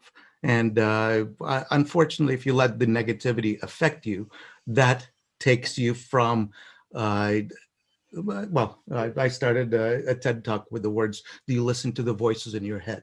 And literally, what you tell yourself, you actually are communicating to yourself, and believe it the more times that it gets repeated. So it's not really that funny of an issue, but I'm a comedy hypnotist. So I'm trying to relate the funnier side of a serious issue. So anytime, feel free to jump in and ask a question. By the way, by the end of this, I will put a link that's available to everybody. If by any chance, Luke, you were talking about a recording that was a little bit creepy, I try to stay away from that side. It's all about helping people, about making somebody's life better rather than making it more difficult for having interacted with me. So can I just confirm for you there, Boris? So do I, by the way. I just picked the first one that came to me. You want to be a motivational speaker, and I'm took whatever I do on stage, and literally this is a worldwide career at this point in time that got stopped by a little virus. So we'll wait it out until everything gets back. In the meantime, we're doing it on camera, right? But I truly believe that we all have something beautiful, something special, and it's just a matter of bringing it out. And the mind is a computer that you can program and reprogram. You were literally programmed from the day you were born, whether by society, by authority figures. Right? I give the craziest example. If you've ever seen your mother jump up on a chair when she saw a mouse, you're going to be doing exactly the same thing. Just because you take the reaction and you go with it because that's the example that was given to you at that point in time. So I literally want to make sure that the minds change. The minds are programmed, reprogrammed, and through even guided meditation that I've been doing online, I try to help people out with the mindset, because it's just a matter of changing the way you think, and everything else changes accordingly. A lot of the words that have been put up lately were stress, anxiety. I don't feel good about myself. And things like anxiety and stress, they're simply a perceived lack of control. So once you take control of your life, everything changes accordingly. And it might take a few minutes in your day, in your life, that you are simply put into a different, not necessarily different state, different capability of what your mind can handle and can do. That's exactly what changes. So if any of the people, by the way, my comedy career, just to get back on the comedy side, this is almost 4 decades traveling around the world as a comedy hypnotist. Chances are you may have seen something, a hypnotist, either in real life, on television. This is what I do. I try to create the funny stuff, and people are funny to start off with. So I just know how to bring it out. And one of the greatest parts about what I do, I got a chance to take whatever I learned on stage into my life. And that gets you to, even in the face of COVID, become resilient, become positive as far as the thinking is concerned. But as far as comedy, I got to interact with some of the most amazing people in the world. From, I don't know, a couple appearances on the Howie Mandel Show, to just recently, if you know who Robert Irvine is, he and I went to Afghanistan to entertain troops together, and then he brought me on his talk show just fairly recently. And depending on what side of the pond you're on, you may see different things. Howie Mandel, I'm sure you get a chance to see America's Got Talent, is now a judge, which he was a great inspiration in my life, where I got on his talk show, and before they canceled that, they brought me in a month later again, just because the ratings were so wonderful, and I got a chance to do it again, and in a different format. So as you do stuff, especially the comedians that are in the chat today, anytime you get a chance to showcase your material to the world, the most amazing thing. And somebody might find it. Yes. Forrest, can I jump in here? Please do. As a comedian who's been going for a couple of years myself, how long did it take you to come to a place where you wanted to, take it away from comedy as such, and performing and being very outward and big, and then bringing it to a place that you want to lift people up? Is that, at what point did you decide that? Truthfully, I've always done it. I've always been part of, here's my show, and here's something that you can take positive at the end of it. So it became a blend of both. And at the same time that I was doing this, people found the positive message, and that's where I got hired in the bigger venues where they wanted to hear that message a little bit more clear and a little bit more distinctly. And what sort of struggles with anxiety did you face with comedy? Because I find that with comedy, are you kidding me? Comedians are the most, I would call them aware people of their own feelings in the world, for the simple reason they go up there nakedly talk about what bothers them and what they get a chance to notice that nobody else does. That's what makes them exciting and unique. So my part of it is, one, on the road, it's loneliness. So that's why a lot of times you hear that there's drugs and sex and whatever it is. And those of you that had sex education, you can apply those things there as well. But as far as I'm concerned, they tend to go together. The stress you have to, well, it's a business, and also you have to control what you do, whether it's on the road, because everything is timed. When you end up going to different venue, different place, whether it's, I don't know, an hour and a half or half an hour. Which is a very short journey in America, as we learned earlier. I started flying a long time ago, where instead of driving, which would get me to be really tired by the time I get there, and still have to do and deal with all of the stuff that's involved, I literally started flying and I wasn't as tired. So my last drive was talking about distance driving, 24 hours straight, no sleep between 2 shows. Okay, so now I'm now going to interview you now, because I think this is a lovely sort of conversation to have here. So you moved away from comedy because you felt that you had a different calling, and it was particularly something that you wanted to talk about mindfulness and about how people wanted to sort of be pleased with their inner self. Like we reach out to a lot of people that are in self-isolation and have a huge amount of anxiety that is attached to going outdoors, speaking to people, being on a call like this. What sort of techniques can you give people to sort of cope with that and therefore be a bit more okay about opening up and being in a space like this? Oh, absolutely. Well, one of the things that I will do in a few minutes after I answer the few questions is I want to take over and give people a chance to experience the guided meditation, where you can take that information with you after the fact. So you have something else to work with, and you are not, after the session is over, it's not completely over. You have a tool to use after the fact.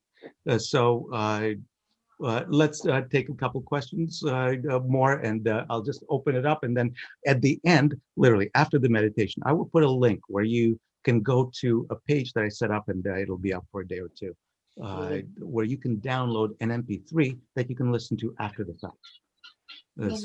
I'll take any of the questions right now, because one of the things that I deal with is a smile. A smile is the most amazing thing in the world. Whenever you walk into a room, whenever you appear on a Zoom call, the first thing that you get a chance to do is smile. Hi, right? That smile, it returns back to me for the simple reason that I started the whole thing. So I want people to become a little bit more aware. And the world is incredibly negative. There was a UCLA study that literally looked at 400 kids, toddlers, and listened to how many times they hear the word no per day. The answer is 400.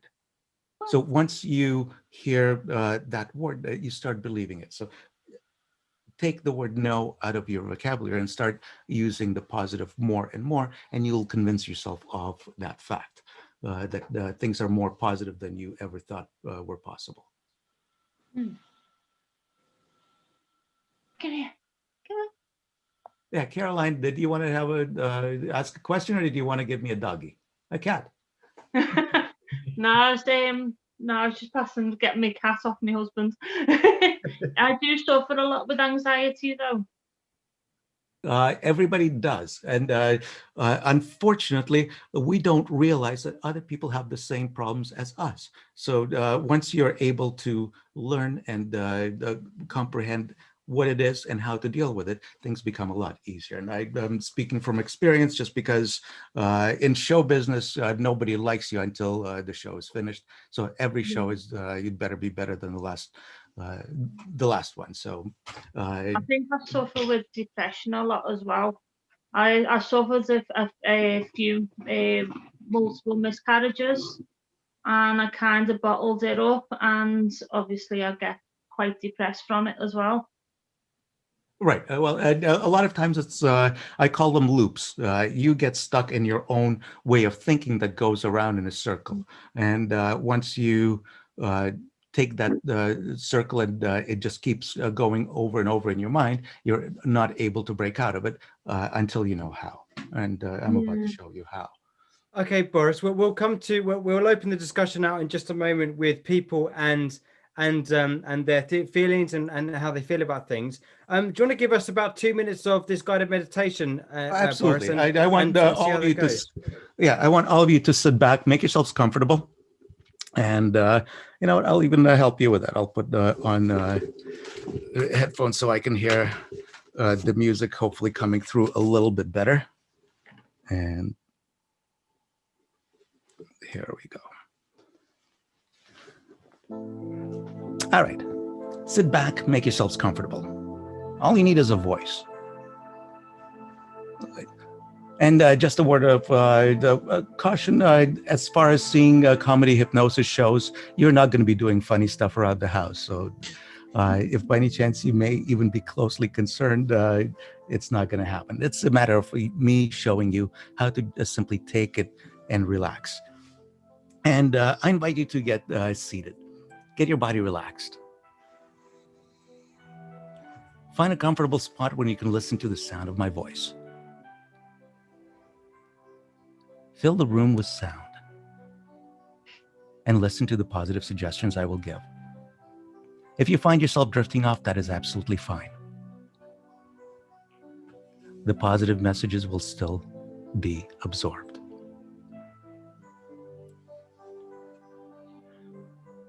I will be your host on a journey, and I'll be talking to two parts of your mind, both positive and the subconscious. The subconscious and the conscious mind are one. But think of your mind as a computer that can be commanded to relieve stress and anxiety and be programmed to relax. In a moment, I will guide you through a few steps that will relax you. And I will direct your attention away from the world around you, inward. Paying attention to your mind and body, and use hypnotic techniques to change the way you feel and give you the ultimate control. I'll be providing separate suggestions to your conscious and the subconscious. You are aware of everything, and yet you're not aware. You're listening with your subconscious mind, while your conscious mind is far, far away and not listening. Your subconscious mind is awake, always listening, aware, and hearing everything, while your conscious remains very relaxed and peaceful. You can relax knowing your subconscious mind is taking charge, and when this happens, close your eyes and let your subconscious do all the listening.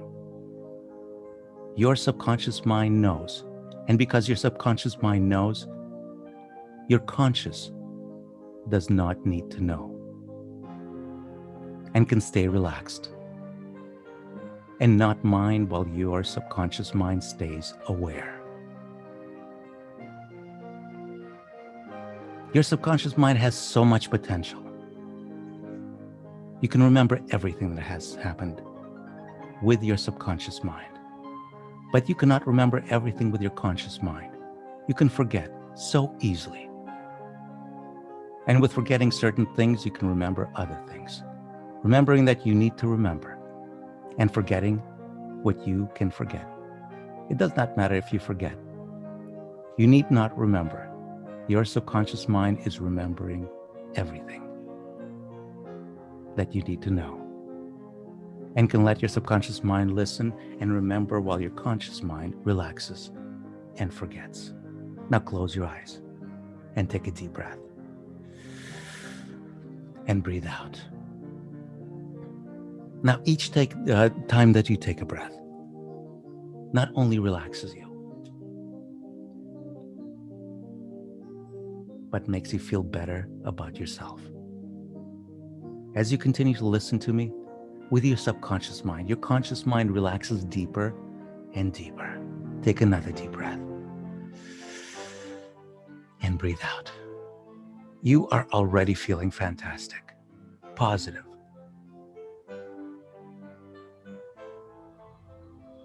Feeling absolutely phenomenal.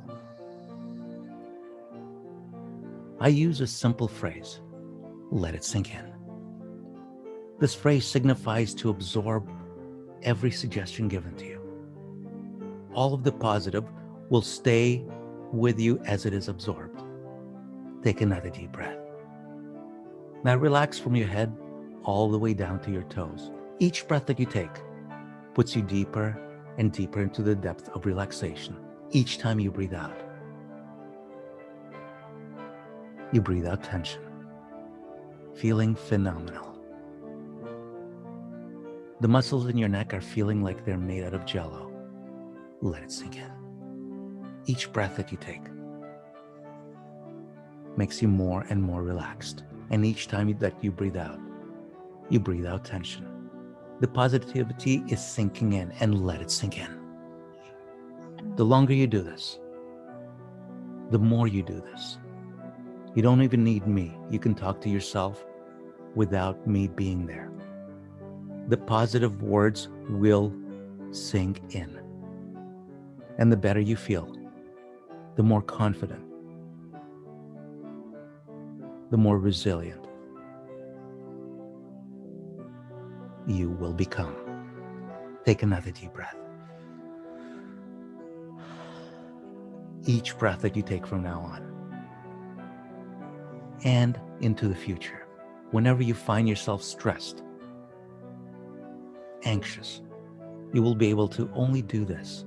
Take a deep breath and clear your mind from all of the things that may be affecting you.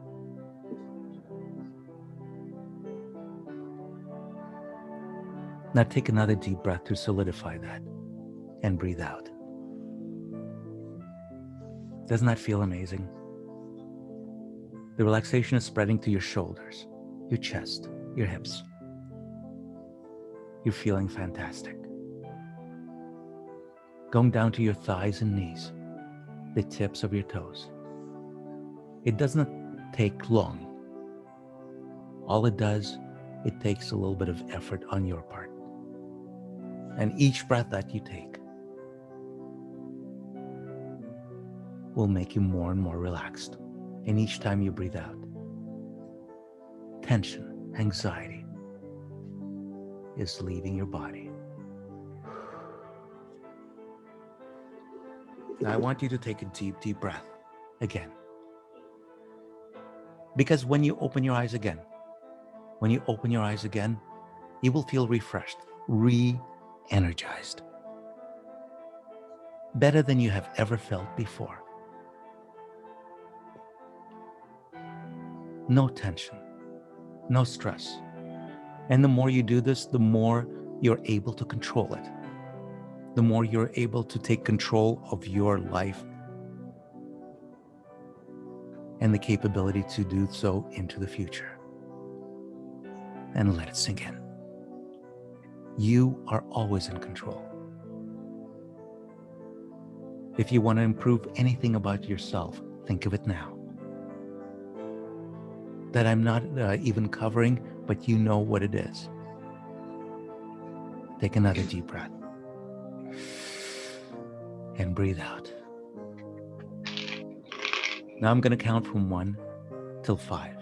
When I count to 5, you will be absolutely wide awake, refreshed, re-energized, feeling fantastic. We're the count of 1, 2, 3, 4. Take another deep breath and breathe out and open your eyes. 5. Now, some of you may have found yourself drifting off a little bit during this little exercise, and I'm just going to put a link, and it's absolutely free to go to. Click on the green download link for the MP3. If you ever, anybody here suffers from anxiety, needs stress relief for any reason whatsoever, that will help you. It actually is about 20 minutes, 18, 20 minutes of the same thing that you have experienced before. There's nothing subliminal on it.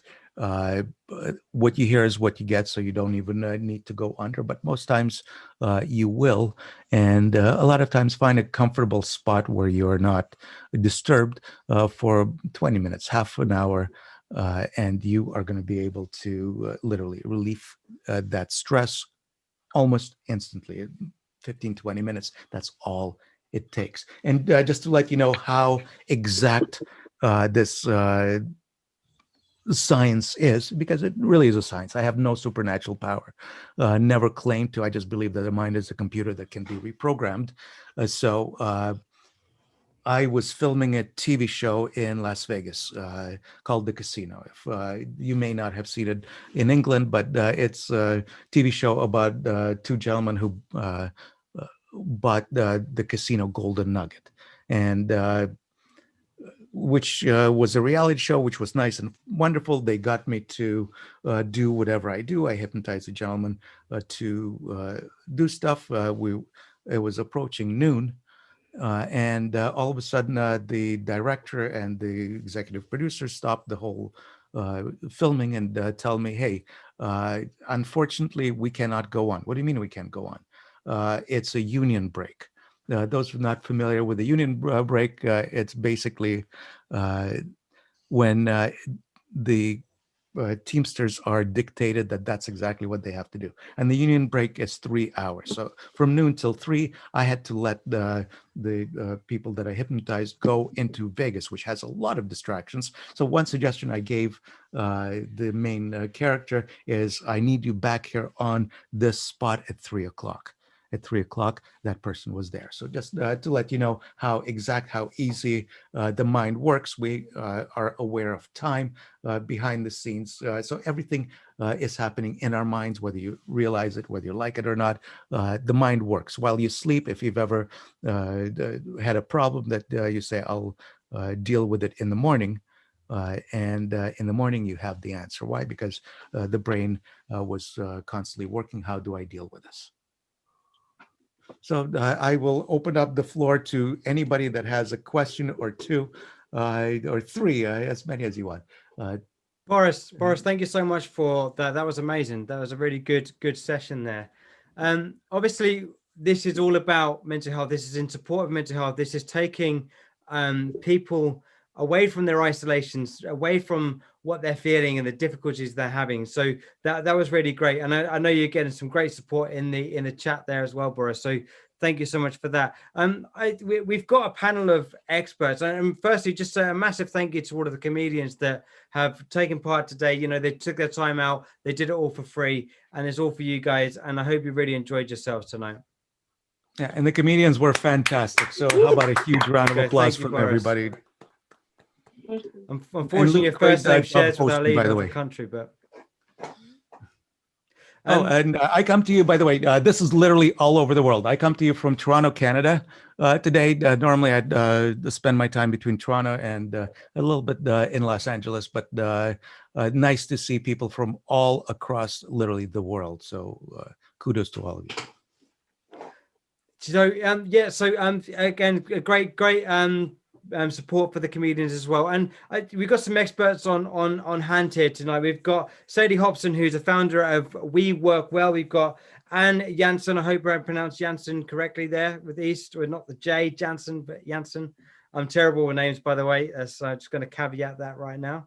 And we've got loads of other people. We've got Jimmy McCancan. We've got James Christopher as well, who is there too. We've got Erin Rose Patuk, and we've got Adrian Thomas and Nathan Sharat, and they're all amazing people. So I guess first I'll tell you a little bit about my experience of bipolar, a little bit of my experience of mental health, and I'd love to bring Caroline in as well, because she brought up experiences that she had, and we'd love to talk about that and open that out to these experts that we have on hand too. And by the way, if anyone from these mental health experts here, the people that are advocates, please jump in at any time. Just request your audio to be unmuted.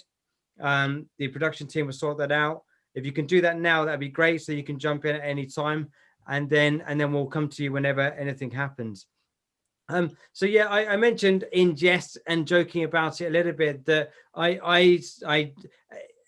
people always use the word suffer with like mental health. I suffer from bipolar, I suffer from things. But for me personally, and it's not a brag or anything like that, it's the honest truth. I came to terms with it very, very young. I was 15 when I was first diagnosed, 29 now. I didn't do my math very well earlier, by the way, so don't hold me to that. And I'm fine. Like, as long as you accept these things, you're fine. And that's the thing. And I find that with performing and writing and comedy and doing the radio, it's a massive outlet for me to explore my mental health and to share that with other people, because if I'm open about it, perhaps it sort of invites other people to talk about it as well, because it's okay to laugh at yourself. It's okay to be not okay. In some respects, it's okay to feel like life is difficult at times. Caroline, you mentioned there that you struggled with anxiety and depression a little bit. Are you there? Yeah, I'm here. Yeah. Now, I love to know, the thing is, I might be stable with bipolar myself, but anxiety is something that I deal with every day with. Is this the message I sent okay? Is this okay? Is that okay? Is everything okay? Caroline, tell me a little bit about what you experienced, and please, any of the mental health experts, please jump in at any point if you feel like you'd love to sort of advise and give us some tips on how to cope with things. So, Caroline, let me know how you're feeling. Yeah, I mean, well, at the minute I'm a bit up the wall because my sister's just suffered a brain hemorrhage. So who did you did? Sorry, my sister. Your sister. Oh dear. So when did that happen? Up here, about 3 months ago. 3 months ago. And how is she now? Is she okay at the moment? She's very, very confused, and Very, she's in confused. a brain injury rehabilitation unit. Okay. So And everything's all up here at the minute. it's It's a not bit really difficult for you. Yeah, suffering a lot of headaches, and I'm worrying about the family and myself, and things with my husband and stuff like that. Well, I mean, my husband will even tell you. Please. No, he doesn't want to. No worries, no worries. It's not everyone wants to be on camera. You're very brave and excellent. And thank you so much for sharing your story and sharing that with us. I think one of the things I would say with that is that one of the comforting things I find when something like that happens with my family, for example, my grandma, she suffered from Alzheimer's for many, many years, and she was very, very confused a lot. And it was very difficult to go through that and to see her in those moments when she didn't know who we were and things like that. But in a platform like this, when you've got all these wonderful people watching us and here together with us, then I guess there's an element of you belong to a community. You're with everybody here, and we all go through similar things. And I think if we know that other people are going through it and that we're not alone and that we've got our family and our loved ones around, then perhaps that makes it a little bit easier for us to get through it. I'm not saying that the issue gets dampened down or anything. It makes it easier, but there is some comfort in those little things in our life that give us that beacon of hope, like a comedy night, like this discussion, like anything that happens in our life, Yeah, I mean, it's worse that I've been growing up, I never had anybody to talk to about things as well. And after I lost my babies and things like that, yeah, I kind of bottled it up. So and you seem a little bit easier at the moment to talk about it. So you're feeling a little bit better at the moment about talking about it. You seem very open about it, which is really good. I'm not usually. Not usually. What's happened today? What's different today? I don't know. I feel like your husband's a huge rock, and he seems like he's a somebody that gets you through on any of the difficult issues, and he seems like a real backbone to you, which is really, really good to see. Yeah, he is. He's my knight in shining armor. Oh, bless you, Caroline. I was just going to say, Luke, please. Sorry, but I wondered whether you felt okay about talking about it today, because you feel safe, that everyone here has an interest in making sure that that we raise the profile, that people understand what mental illness is and how difficult it can be for people. And sometimes if you feel that you're in a forum where there are people that really want to help and understand and support you, you're more likely to want to talk about it and feel okay about it, rather than feeling judged or that people would have an opinion. Do you think that could have something to do with it? Yeah, I mean, it's when people understand me, I feel a bit better about myself. Sure. And I think second what Luke just said, I think you're really brave to talk about it as openly and as clearly as you have tonight. Well done. Brilliant. Thank you. That's excellent. Thank you, Anne. And that's so true. That is so true that, in a space that you feel welcome. And there are so many opportunities, I'm sure, in your area as well. There's so many places that you can go to, and people that do want to listen. And, Star Events Online and Hangleton Mutual Aid are doing a fantastic job. And we also have somebody who is now, for the American listeners, I'm literally about to bring you in, Nathan Charette. So please unmute Nathan Charette right now, please, because I was about to introduce him. He's the manager and director at the Third Team, and he's a referee for like an official for FA football. And for the American listeners, that's soccer ball. That's soccer ball. Okay, guys, that's soccer ball. So, firstly, Nathan, tell me about referee in the World Cup. That's amazing. In the World Cup, I'm pretty sure I was told that you refereed something quite big. No, I'm sorry to disappoint you, but it's just not the case. There's nothing I can really say. I'm gonna have to get on to. I'm gonna have to get onto the production team because I'm pretty sure I saw that somewhere. So no, tell me about refereeing in soccer ball for our American listeners. Yeah, no, I think there's a lot of challenges to it, and I think that obviously a lot of the work that I do is around mental toughness and resilience, and obviously looking after the mental well-being of officials, because it's quite an abusive environment, and you obviously subject yourself to quite a lot within that, and you're putting yourself out there really. So it can open up a lot of challenges, and it's a big part, I think, of a lot of referees' lives. When you get that sort of part of your identity, and obviously, I think that when referees can't referee, that can be one of the biggest challenges as well. When you have officials who are injured or can't referee for one reason or another, it can have a big bearing on their lives and on the way that they go about the business, because being a referee is a real key part of their identity, and it's something that they really struggle with. So trying to help them deal with that and deal with a lot of the pressures that come around trying to make big decisions, trying to please everybody at one time, which isn't possible. They're all big you do a very tough job with the players. You're in a heated environment. You're in a place that is intense. People are passionate and things like that. So, how do you manage your mental health when it comes to dealing with players that are slightly annoyed or angry with you for making a decision that you feel is correct? I think that when you talk about the mental health aspect, to be honest, I think it's more about mental toughness and resilience within those moments.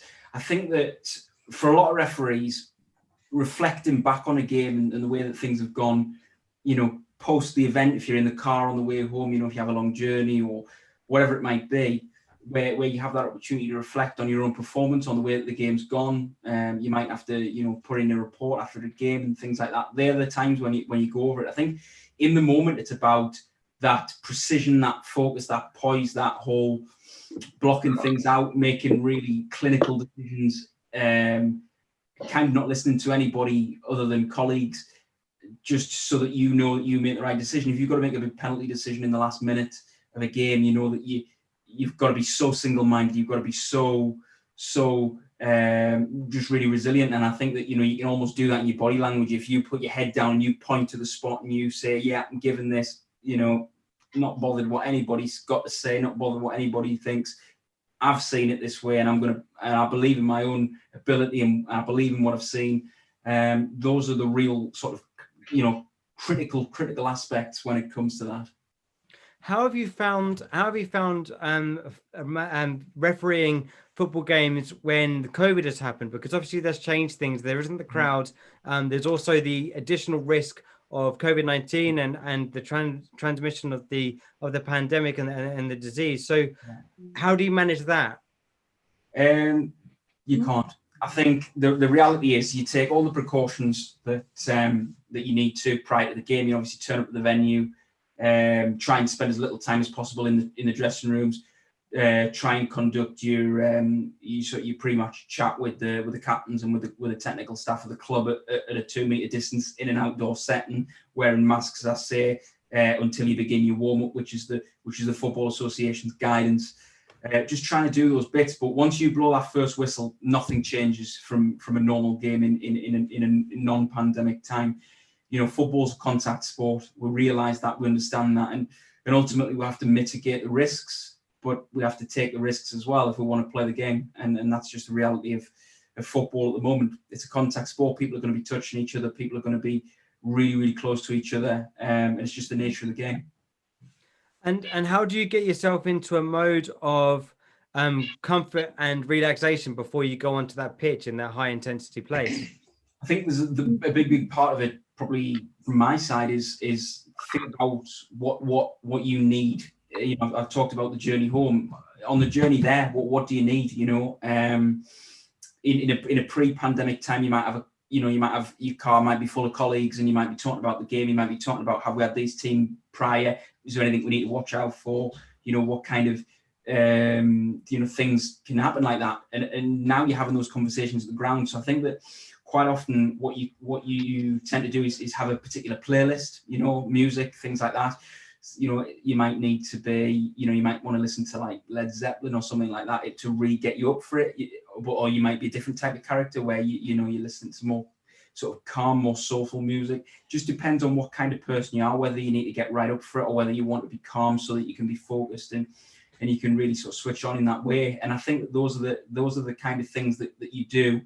And then obviously, like I say, when you come to the ground and you're working with your assistants and you're talking to all your colleagues, just having those conversations and feeling that confidence in each other, because implicit trust in that we're all working as one team, you know, 3 teams on the day, the home team, the away team, and the team of officials, and trying to build that trust and that rapport, because ultimately we may need to rely on each other to make big decisions in the game and get things right and deliver things successfully. So I think doing those things can give you that real confidence, can give you that real calm. And then when you blow the first whistle, you know, you've done everything you can to get yourself to this point, and then it's about managing the game from there on in. Yeah, you mentioned there to create like a successful environment and a successful gig for you guys. When it doesn't go well, because often, you know, with VAR or with decisions, teams don't like that, and things don't always go well for you. And when a decision is wrong, and you have the blowback afterwards, how do you pick yourself up to get yourself up for the next game? Well, yeah, like I said to you, you know, and I like what I alluded to there, I think you can only really please probably half the people half the time. So I think that really what you're looking to do is try and think about it rationally. I think it's quite easy for you to walk through the door when you get home and throw the cards and the whistle in the bin, and that's normal, and that happens probably 4 or 5 times a season for a referee. But I think that what is the key is the way that you continue to evaluate in the days that follow, and when you start turning your mind to your next appointment is when you're going to start picking it up, and then you pick the cards out the bin, and then you pick the whistle out the bin, and you start to think more positively about it. There's nothing wrong with hurting and nothing wrong with licking your wounds, but it's about the way that you rationalize that and you compartmentalize that, because it really, really is important. You know, you can have a bad run of form. You can have 3 or 4 games where you're missing key decisions. You know, you might miss a red card, or you might miss a penalty. You might do that in subsequent games over a period. And at those points, it's about where we start to really, really work and think about how we can compartmentalize it. Because the last thing you want to do is be running through, you know, 10 minutes to go in a game, 1-1, and it's really tight, and you fail to make a decision that you know you should make because you're worried about what's gone on previously. So the real key is about clearing that mind, being really, really sort of focused and compartmentalizing those decisions so that you don't make those mistakes and you don't have a hangover. Because, you know, the 2 teams that are involved on a playing level, they weren't with you the last week and the week before where you made those mistakes. They're just seeing you as a fresh, and you owe it to them to try and come in with a clear mindset and to not be thinking about what's gone on before. Yeah, I'm gonna bring in Sadie now, because you raised some really interesting points there. But obviously, that's quite a niche thing for the thing you do. Yeah. Sadie, are you there? I am. Hello, Sadie. How you doing? Hi. You're the founder at We Work Well, which is a wonderful accolade for you and a wonderful thing you do. Now, there Nathan raised some interesting aspects about how we get ourselves into a stressful situation and how we can cope with those things in his particular situation. How can we transfer that to a situation like, you know, Caroline's, maybe, where she struggled with certain things in mental health and real other aspects in our lives? I think what really struck me with the points that Nathan was making is about having a level of self-awareness, and really the emphasis on thinking about, what do I need? What am I looking for right now that will actually fuel my energy? I think a lot of the situations that are being faced at the moment are really draining, they're really overwhelming, and it's about giving yourself the time and the headspace to just reflect and think, what am I thinking? What am I feeling? You know, what is draining me? What will replenish me? And how can I make that a priority? I think a lot of people don't necessarily, they're not as mindful of their own needs. They're always thinking about, you know, what their work needs, what their family needs, what their kids need. You know, if they've got things going on in their family, like Caroline mentioned, you know, they don't necessarily prioritize themselves. And we hear this phrase self-care all of the time, and I don't think it's defined enough. I think it sounds just like having a nice hot bath and some fruit or something, but it's about being really, really clear on, in the moment, what exactly you need to manage your own well-being, and sometimes realizing that that is the utmost priority. I heard recently a great analogy that really stuck with me and said that a lot of the time we're writing to-do lists and we're writing down everything we need to do in every area of our lives, but we forget the fact that we're the paper that list is written on, and unless we're taking care of ourselves, nothing else is going to get done.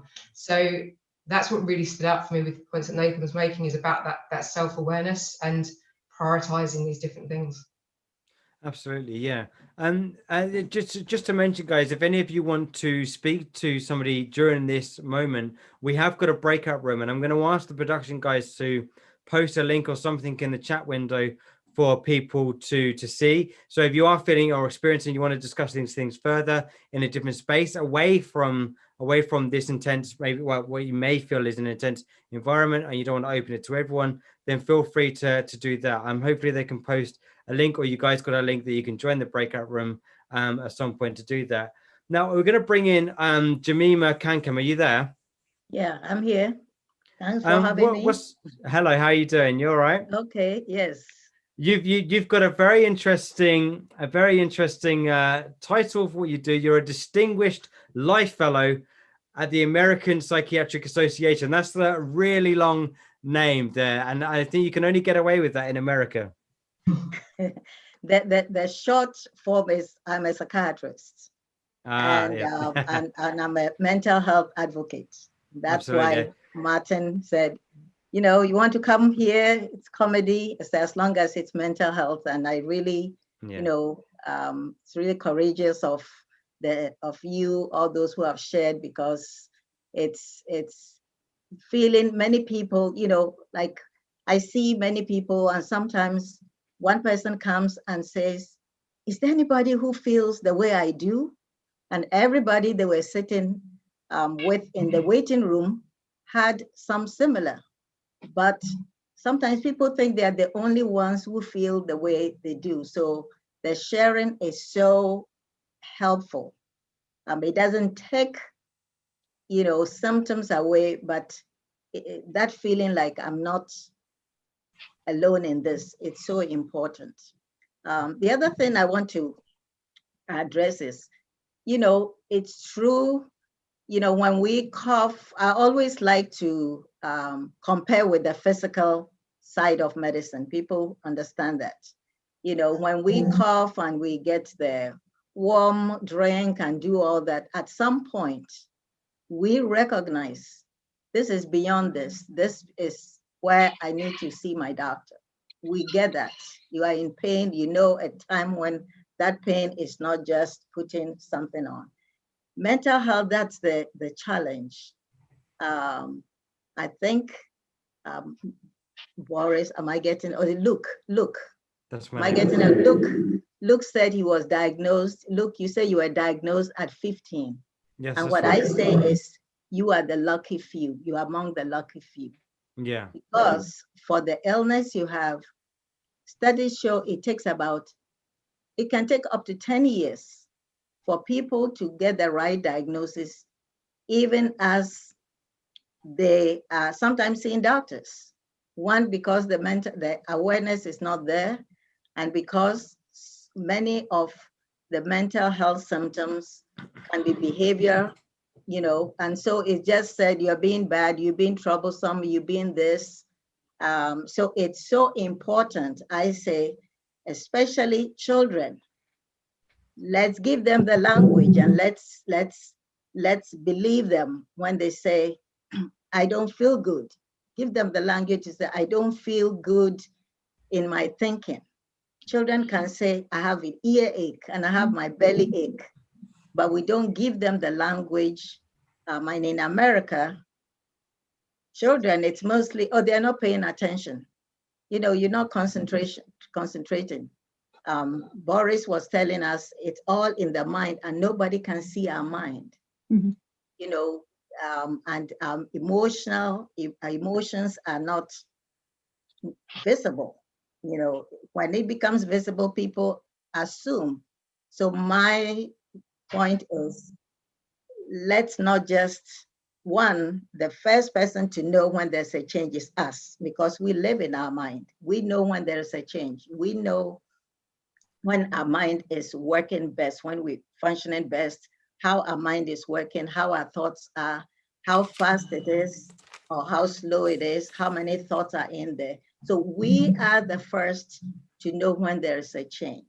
Okay, Jemima, I'm going to jump in there because you raised that when I was diagnosed at 15, and I appreciate that I was very lucky to be diagnosed at 13, but that at 15, but that's only because I had a very supportive family.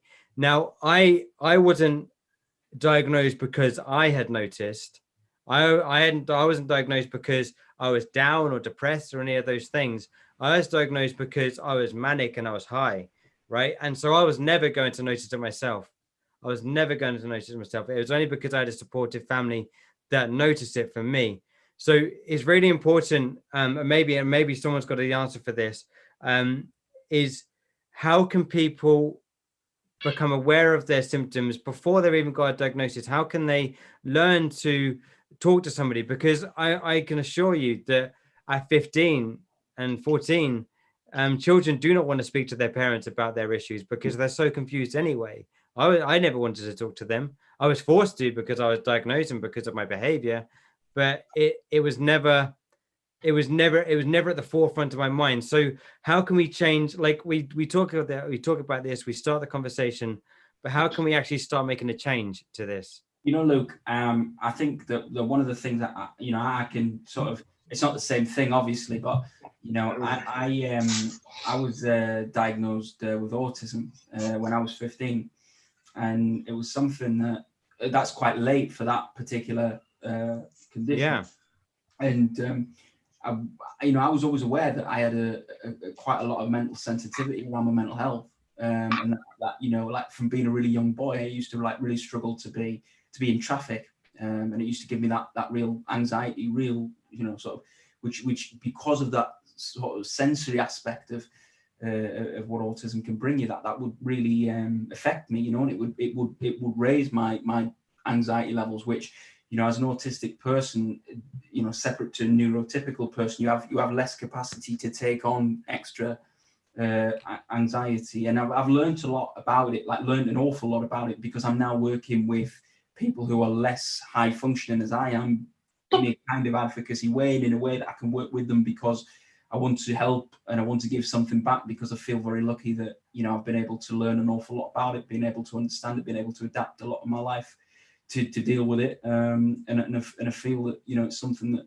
you know, to be able to give back is something to be, you know, because I know that it can be difficult for these people who struggle to articulate and struggle to say what they're feeling and to say what they need, you know, to try and get them that help and that support through the understanding that I've got. And I think that, you know, my diagnosis came as a means to an end. It was when I was doing my GCSEs, I needed to get some extra time, so I wanted to get this, but it actually opened up so much more. And it's like, you know, if you've got like wires behind your TV, yeah, you know, if you've got wires behind your TV and all those wires you've got to sift through and untangle them, and it was like that for me. It was a revelatory experience when I was learning about what this meant, and I didn't really take it on board until I was 21, and I'd actually had some really bad experiences. I'd struggled to adapt at university, and I'd actually ended up leaving a job because of the culture that I'd gone into and things like that. So I really started to take it seriously then. It's absolutely changed my life since I've done that, and actually opening up and understanding so much more about it has made things so much more simple. I'm able to understand what personality traits and what the autism is within me, and I think that it's a wonderful, wonderful thing. And I think that if we can help that, because it's really, really important for mental health. You raised something really, really important there, actually, because you say there that it's acceptance, isn't it? It's acceptance. Once you understand and you know what you have, and you're saying, okay, I've got this. I'm never going to be undiagnosed from this. I'm always going to have this.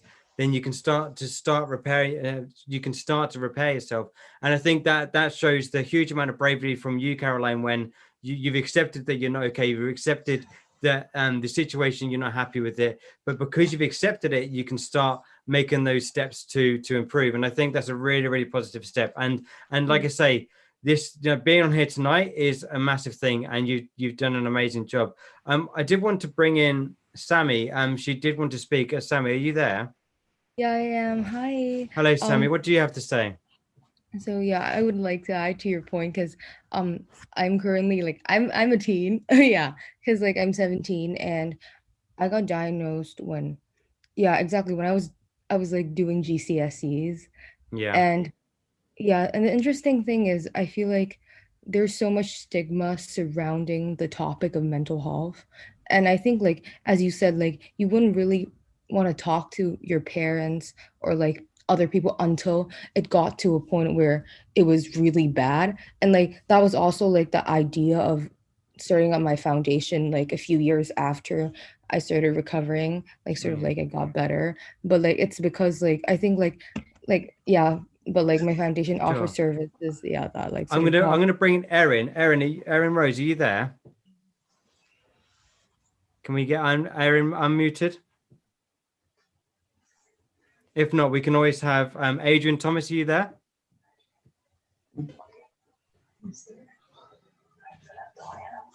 Have we got any of the? I wanted to bring somebody in who can also talk to. Okay, perhaps Jemima, are you there? Can we bring you in? Yeah.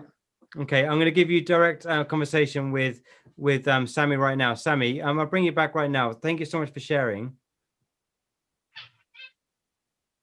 Hi, Sammy. Hi. Hello. Hi, Sammy. Yeah, so what I'm going to do is I'm going to let you share your story with Jemima, and perhaps she can offer you some advice and something that can help you, give you something constructive. Is that all right? I would love to. Yeah, so I think my story, I don't know. My story would be like I actually sort of had all the symptoms, and I always felt down for many, many years, like before I even got diagnosed or people like sort of knew something was wrong. But until like, and I wouldn't speak to my parents because like I'm from Hong Kong, and there is a certain, like my culture, there is still a certain seriousness of like the kind of stigma that surrounds mental health. And like a lot of schools, faculty, they're really aware of it. So disclosure was extremely difficult. And I think so a lot of people wouldn't speak up, and it was so hard to talk to people, like, and seeking for professional help is actually considered sometimes like people thought it was like problematic or weird, or like you get that kind of response. But as I grew older, I was doing my GCSEs at the time. I was like 14, 15. I started having a lot of stress. I started like all the symptoms started turning into destructive behaviors or even like something more serious. And then at the time was the time like I finally got professional help. And I think, yeah, that's like, yeah. And after like I finished my GCSEs, I went to college and I started like looking at starting out my foundation that sort of bridges the gap to that. Like, because I feel like teens shouldn't be like struggling. Like they shouldn't struggle to seek for help, and they should have someone to talk to. As you, like Luke says, also like it's so important to find someone to share, or like if it's important to like, you know, have someone to like emotionally support you. It doesn't have to be, they won't actually have to offer a solution, but like there's so much like importance in empathy and like peer support. And that's what I've always been trying to do. But this is also my personal experience from like the kind of stigma I've experienced and the difficulty I've, you know, had while trying to seek help. Sammy, thank you so much for sharing. Oh, sorry. Go ahead. Yeah, Jemima, yeah, I'll bring you in here right now. Yes, thank you for sharing. And this is all over. I've always worked in United States, and the stigma is one of the problems of the youth not getting help. You know, more than 50% of mental health symptoms start by age 14 or lower. And youth, you can't go to get help yourself. So one of the things is, one of the advocacy is so that parents, many parents don't know. If they knew, they love their children. If they knew, they would get help. They don't. Society makes it, as if it's weakness. So I'm hoping that, the age group, as more and more the younger age group is getting the stigma out, your children wouldn't have to go through that. The other place is schools. Schools, I don't know about UK and other places, but there are counselors in schools. But again, the training is not there because many of the changes in behavior or reaction, whether you are withdrawn or not, it will show up in class. So if there's more training that the teachers can guide parents to say, I noticed this, and get your child help just for evaluation, that'll be helpful, especially in the lower socioeconomic areas.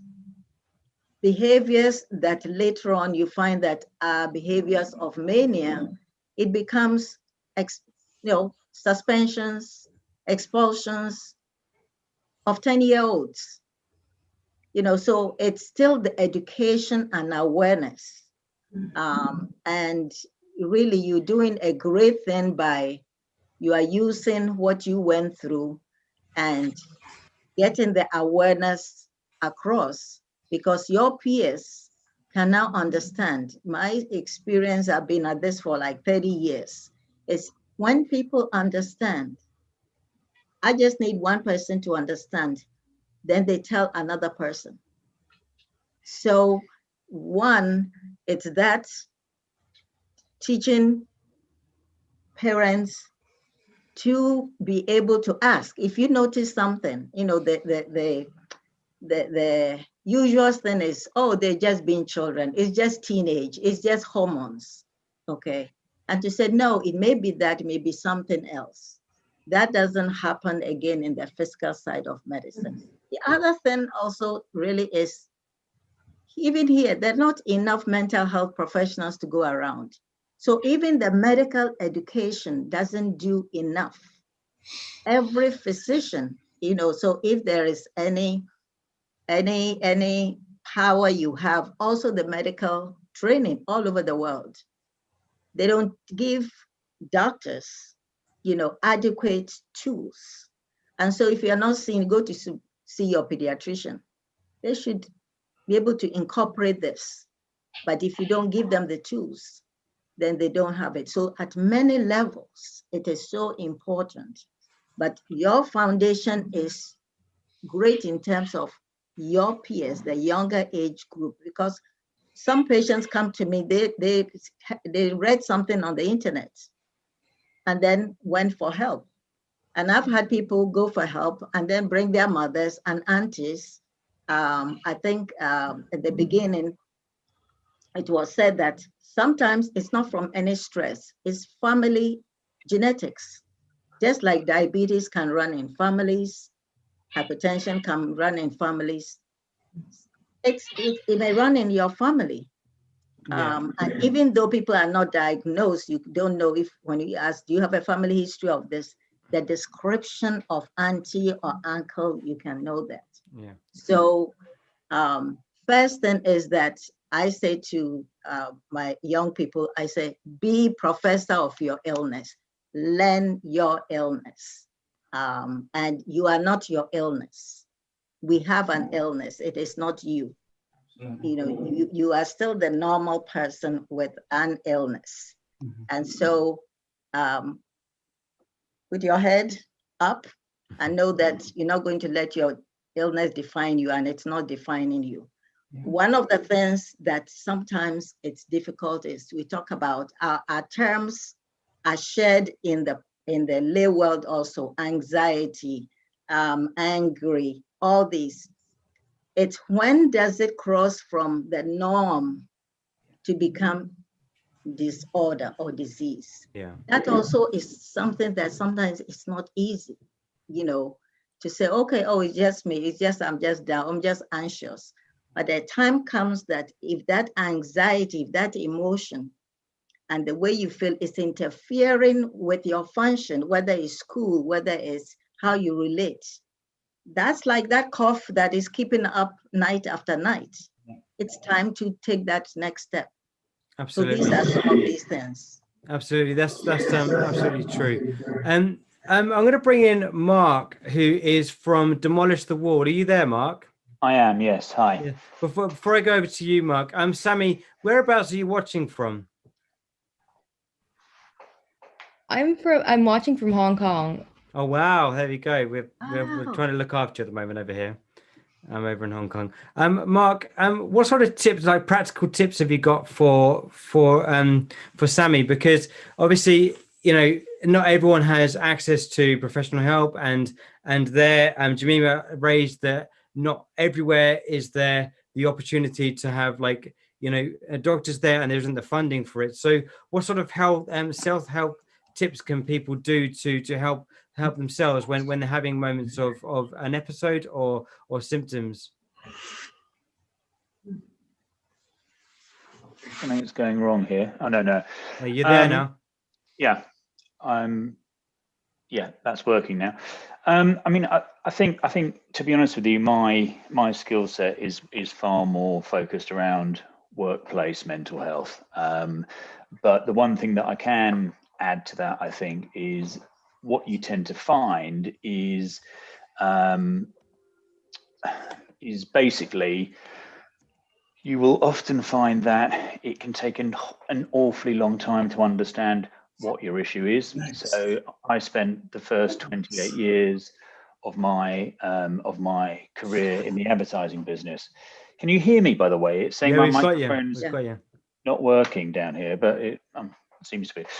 So I spent the first 28 years of my career in the advertising business, and anyone who knows that is quite a brutal, work hard, play very hard kind of business, and ended up probably doing a spectacular job of breaking myself during that. And I suffered from anxiety and depression, to quite an extreme level, insofar as what I used to find was a lot of my job was centered around presenting new business pitches, things like that. And it really kind of manifested itself in me finding that practically impossible to actually do. And I think one of the key things that everyone goes through and lots of people suffer from is having no idea they've got an issue. So I had no idea that I was having a problem. I just thought, I don't quite understand how, a year ago I absolutely loved this and now I hate it. And it took me, I think there were 5 days in a row getting the train home from work, and ended up completely bursting into tears for no reason, really. I couldn't understand why that was happening. And when I finally realized, okay, something's not right here, this is not really the right thing to do, and discovered another bottle of wine didn't really help, as was the kind of advertising way, I eventually found a fantastic psychotherapist who she explained how my brain was working and what was happening to me, which was just a really nice way of describing it, probably for you, Luke, as well, and certainly Sammy. But she described it as, if you imagine, Mark, that all life's experiences are little boxes kind of in your head, all right? So all the good stuff that's happened, all the bad stuff that's happened, and I'd been through a whole load of shit. I've been divorced twice, and parents got divorced, used to drink too much and do other things too much and all the rest of it, and was in a real mess. She described that as, if you imagine all of those little experiences in your head, and if you don't deal with those bad ones, eventually you run out of space, okay? And when you run out of space, you'll find one of those boxes kind of bursts open. And that's what she described these 5 days of coming home on the train and bursting into tears for no reason. All right. And it was just a really, really nice way of me finally going, okay, I can get that, because I had to be strong, because I was a young dad, and because I had a big career and I was earning lots of money and I was a very senior director of a very big agency. I had to perform the whole time. And it just made me really understand that actually what had happened to me was I never dealt with any of these things because I didn't think I had time. So what I discovered is that it just literally one box burst open and then the other one did, and it was just almost like a domino effect, which, you know, had probably been going on for 4 or 5 years, you know, and so it took that level of nightmare for me to actually think, something's not right here. I should probably go and get this checked out. And I found this amazing psychotherapist. Took me quite a long time, took me about 5 or 6 attempts, to be honest with you, to find someone who I could really open up to. But I mean, it was just the best experience of my life. I spent 5 years with her. She knows stuff about me that no one else ever will. But it was just fantastic to be able to talk and actually to finally realize what I was going through was okay. You know, it's normal. You know, everyone talks about this 1 in 4 number in the UK. What people don't realize is the 1 in 4 number is a diagnosed number. So if you look at my story, or if you look at any of yours pre-diagnosis, you actually realize that actually that number is probably 1 in 2 or 1 in 3. So it's absolutely rife. It is huge. And certainly in the workplace and at university, education-wise, the stigma around it is massive. I mean, everyone's doing lots of work around stigma, but unfortunately, the good old media have done a particularly brilliant job of stigmatizing things. I've got a slide in some of the talks that I do that is really just these headlines of, you know, lunatic kills blah, you know, 1,500 mental patients killing people, and all these ridiculous headlines. That is just absolute nonsense. I mean, it's just not true. And also one of the other things that I always do, which I think someone talked about right at the beginning, I think it might have been Boris possibly, but about how people perceive the difference between physical and mental health, I think is a huge issue. You know, if you go into Google Images and you type in mental health, all right, which should be a neutral term, yeah, you can have good or bad or middling, yeah. What you'll find is you will see hundreds and hundreds of images of people sitting there with their head in their hands in the corner, crying and all of that. You know, why can't you have a positive image of that? And also, if you could then go and put in physical health, what you will see is a bloke with a 6-pack or a girl in a bikini with a great body. What you won't see is someone in poor physical health. So just the way that we do things demonizes mental health and makes physical health all about image, which doesn't help. And that's a whole nother conversation around social media, which we probably don't have time to get into, but that doesn't necessarily answer your question. But I think it talks around the fact that people don't know they're ill until they know they're ill. And the only way you can do that is to talk to a professional.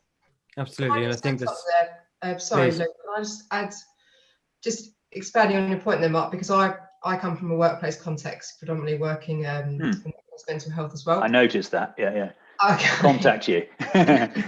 Yeah, and it's just interesting what you're saying about the stigma still being prevalent, and obviously drawing on your experiences and the question that Luke raised earlier about how we actually drive forward change, because I think there's a lot of accountability on individuals to be able to recognize when they're struggling, when they're suffering, you know, what's causing it, what to do. And that's quite a lot of pressure. And at a time where you're not thinking clearly, you're not thinking rationally necessarily, you're perceiving things differently, perhaps to how they are, it's distorted thinking.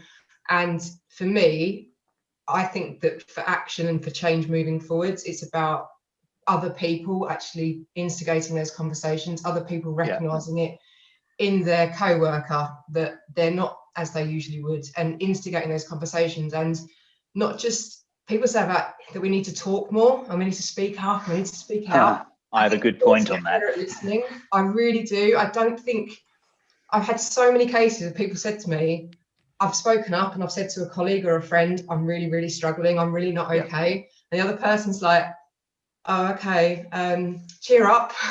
You know, well, they don't know what to do. They don't know what to say. And so the other person thinks you don't understand, and they think they're being judged, and they don't speak up again. And that I just think that's where we want to move towards, is where other people are leading this narrative. So it's normalizing it. We're regularly saying, how are you doing? And you're actually emphasizing that you truly want to know the answer to that question. It's not just a greeting, because how are you? When you hear how are you, Everyone says fine. Everyone says fine, because you don't want to go, I'm really, really shit, thanks. Yeah. You know? If you did, what would the other person do? They're just not prepared for it, are they? No, I mean, most of our work is centered around, is obviously centered around the workplace. So a lot of it is, there's bits of it that are quite legal. So we're kind of talking to employers about, actually, this is your responsibility. But on a much softer scale, you know, a lot of it is around education. You know, we do lots and lots of workshops with people managers, and that can be anyone from an account manager with one person to the CEO. All right, and we spend a lot of time helping them understand what signs to look for, both in themselves and their people. That's even more difficult at the moment, obviously, with lots of people working from home, and it's a huge issue at the moment. But we really, it's not necessarily. Mark, I'm going to bring in some other people here, if you don't mind. Yeah, good. You don't mind, sorry. Yes. Yeah. No, excellent. You raised some really important points. I just wondered if anyone has any, you know, we mentioned there with Sammy there, who's 17 and perhaps going into a workplace. Natasha, I saw that you unmuted your mic there. Did you want to say something? Yeah, sure. So I think I want to delve more into some coping strategies. So I know that a lot of us have different coping strategies that work for us. For Nathan, it might be going and like playing soccer outside. And for someone else, it might be writing in a journal every night.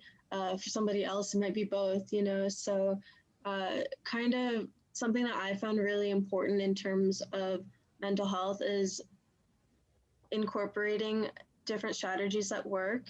And so if that's like going and finding and writing a journal, or doing something like a crossword puzzle, or listening to like a peaceful playlist, or even going out and like exercising.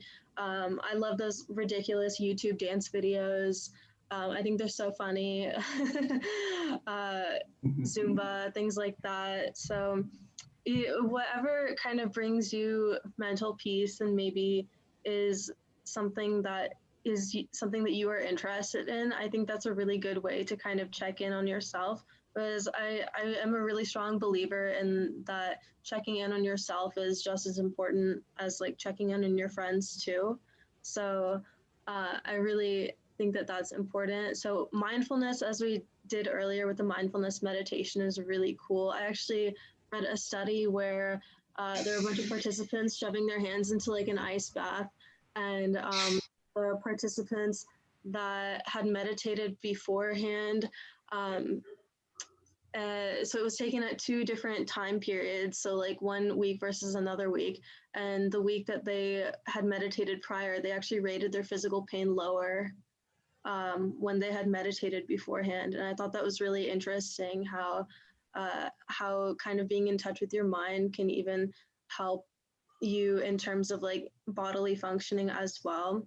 So I think that's really interesting as well. There's also different things like breathing exercises and stuff like that. There's the 4-7-8 technique, if anybody's heard of that. Yeah. It's like a breathing technique where you're supposed to inhale for 4 seconds and then hold your breath for 7 seconds and then exhale for 8 seconds. So I think it's really important to just try like the different coping strategies and things that kind of work with you. If that's like looking at like funny cat videos or something on the internet, and that's something that like makes you happy, or if that's like listening to like a really empowering song, or maybe it's like making a to-do list and writing down what you need to get done. I think that like self-care can have many different forms. Thank you for sharing there, Natasha. It's really great. And what sort of like regimes do you introduce yourself in the morning when you're about to start your day? Do you do things in the morning? I love like going and making sure that I exercise in the morning. I also really like scheduling my work shifts like earlier.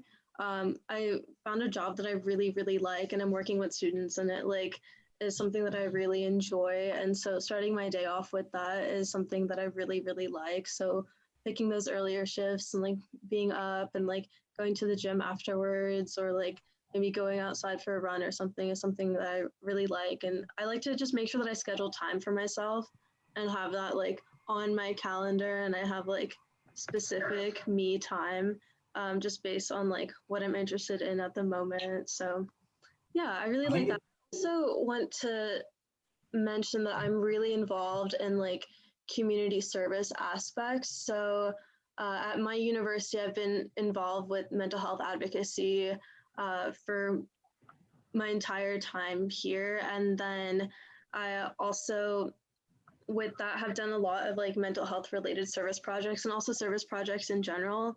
And just, I think that really helps like ground me and like see what I'm grateful for. For example, like last week, I like masked up and helped this like elderly woman living near my house, and like helped like fix up her garden and pull out some weeds and stuff like that. And it was so interesting because it was like helping somebody else really like helped me. And so I think like really tuning in with yourself, for me, that's like understanding what I'm grateful for, helping other people in the process as well is really important. Absolutely, and I think you're doing an amazing thing in it, and as Jemima raised earlier, it starts from those grassroots places like the universities and things like that, and by being a positive addition to that and voice for that is really important, and that's amazing. There is actually a meditation with the stars every Sunday at 10 a.m. and that's going to be with David Starlight. So if anyone's interested in doing the mindful meditation, Star Events Online do that as well. We're probably going to be bringing this to a close soon because we've overran by an hour, which is very fashionably late for comedians and what we do with this. But I hope everyone's enjoyed their evening. Yeah, really good. Thanks for inviting me. Yeah. Does anybody else have anything they want to add to the conversation, and perhaps we can run for another 5 or 10 minutes, and then we'll call it a good night.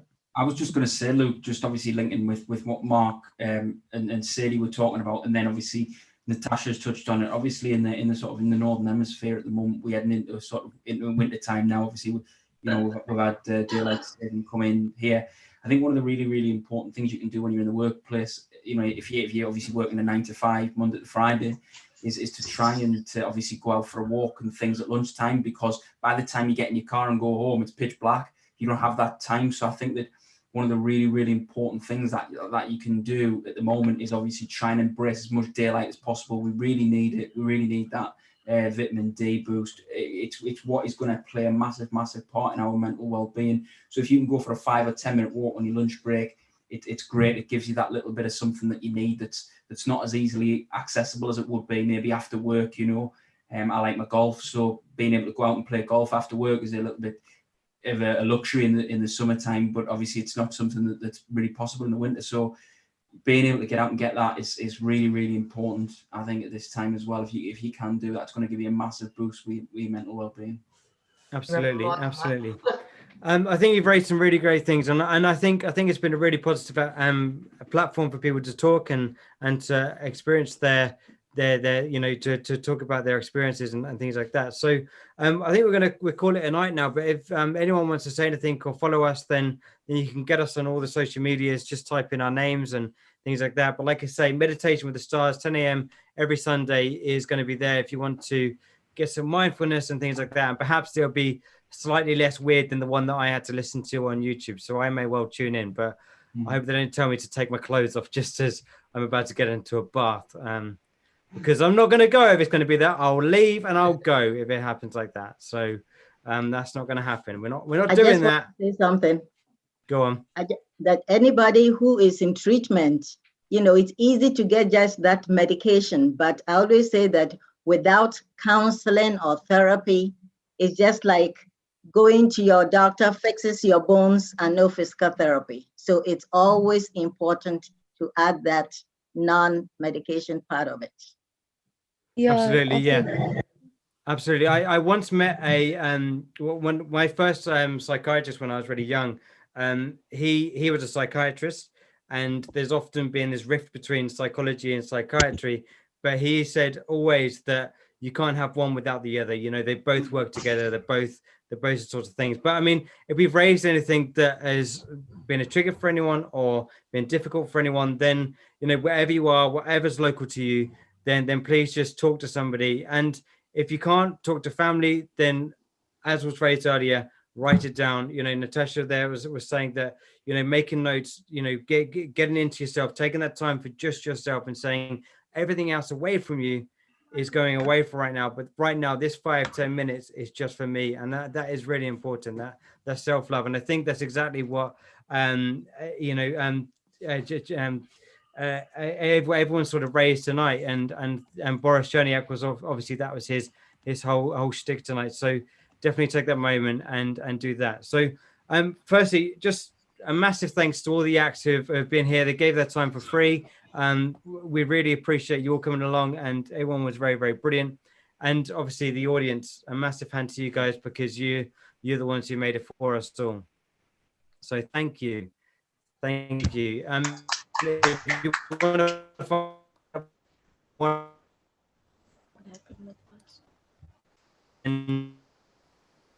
Hello, we've lost him. Find us on the socials, find us everywhere else. Stay and keep smiling. Good night. Oh no, We lost you for a me at the second last there. minute. Yeah, you're back though, Luke. Carry on. I was going to say something really profound. I was going to say, stay safe, look after each other, love each other, keep smiling. Good night. Take care. Bye. Everybody.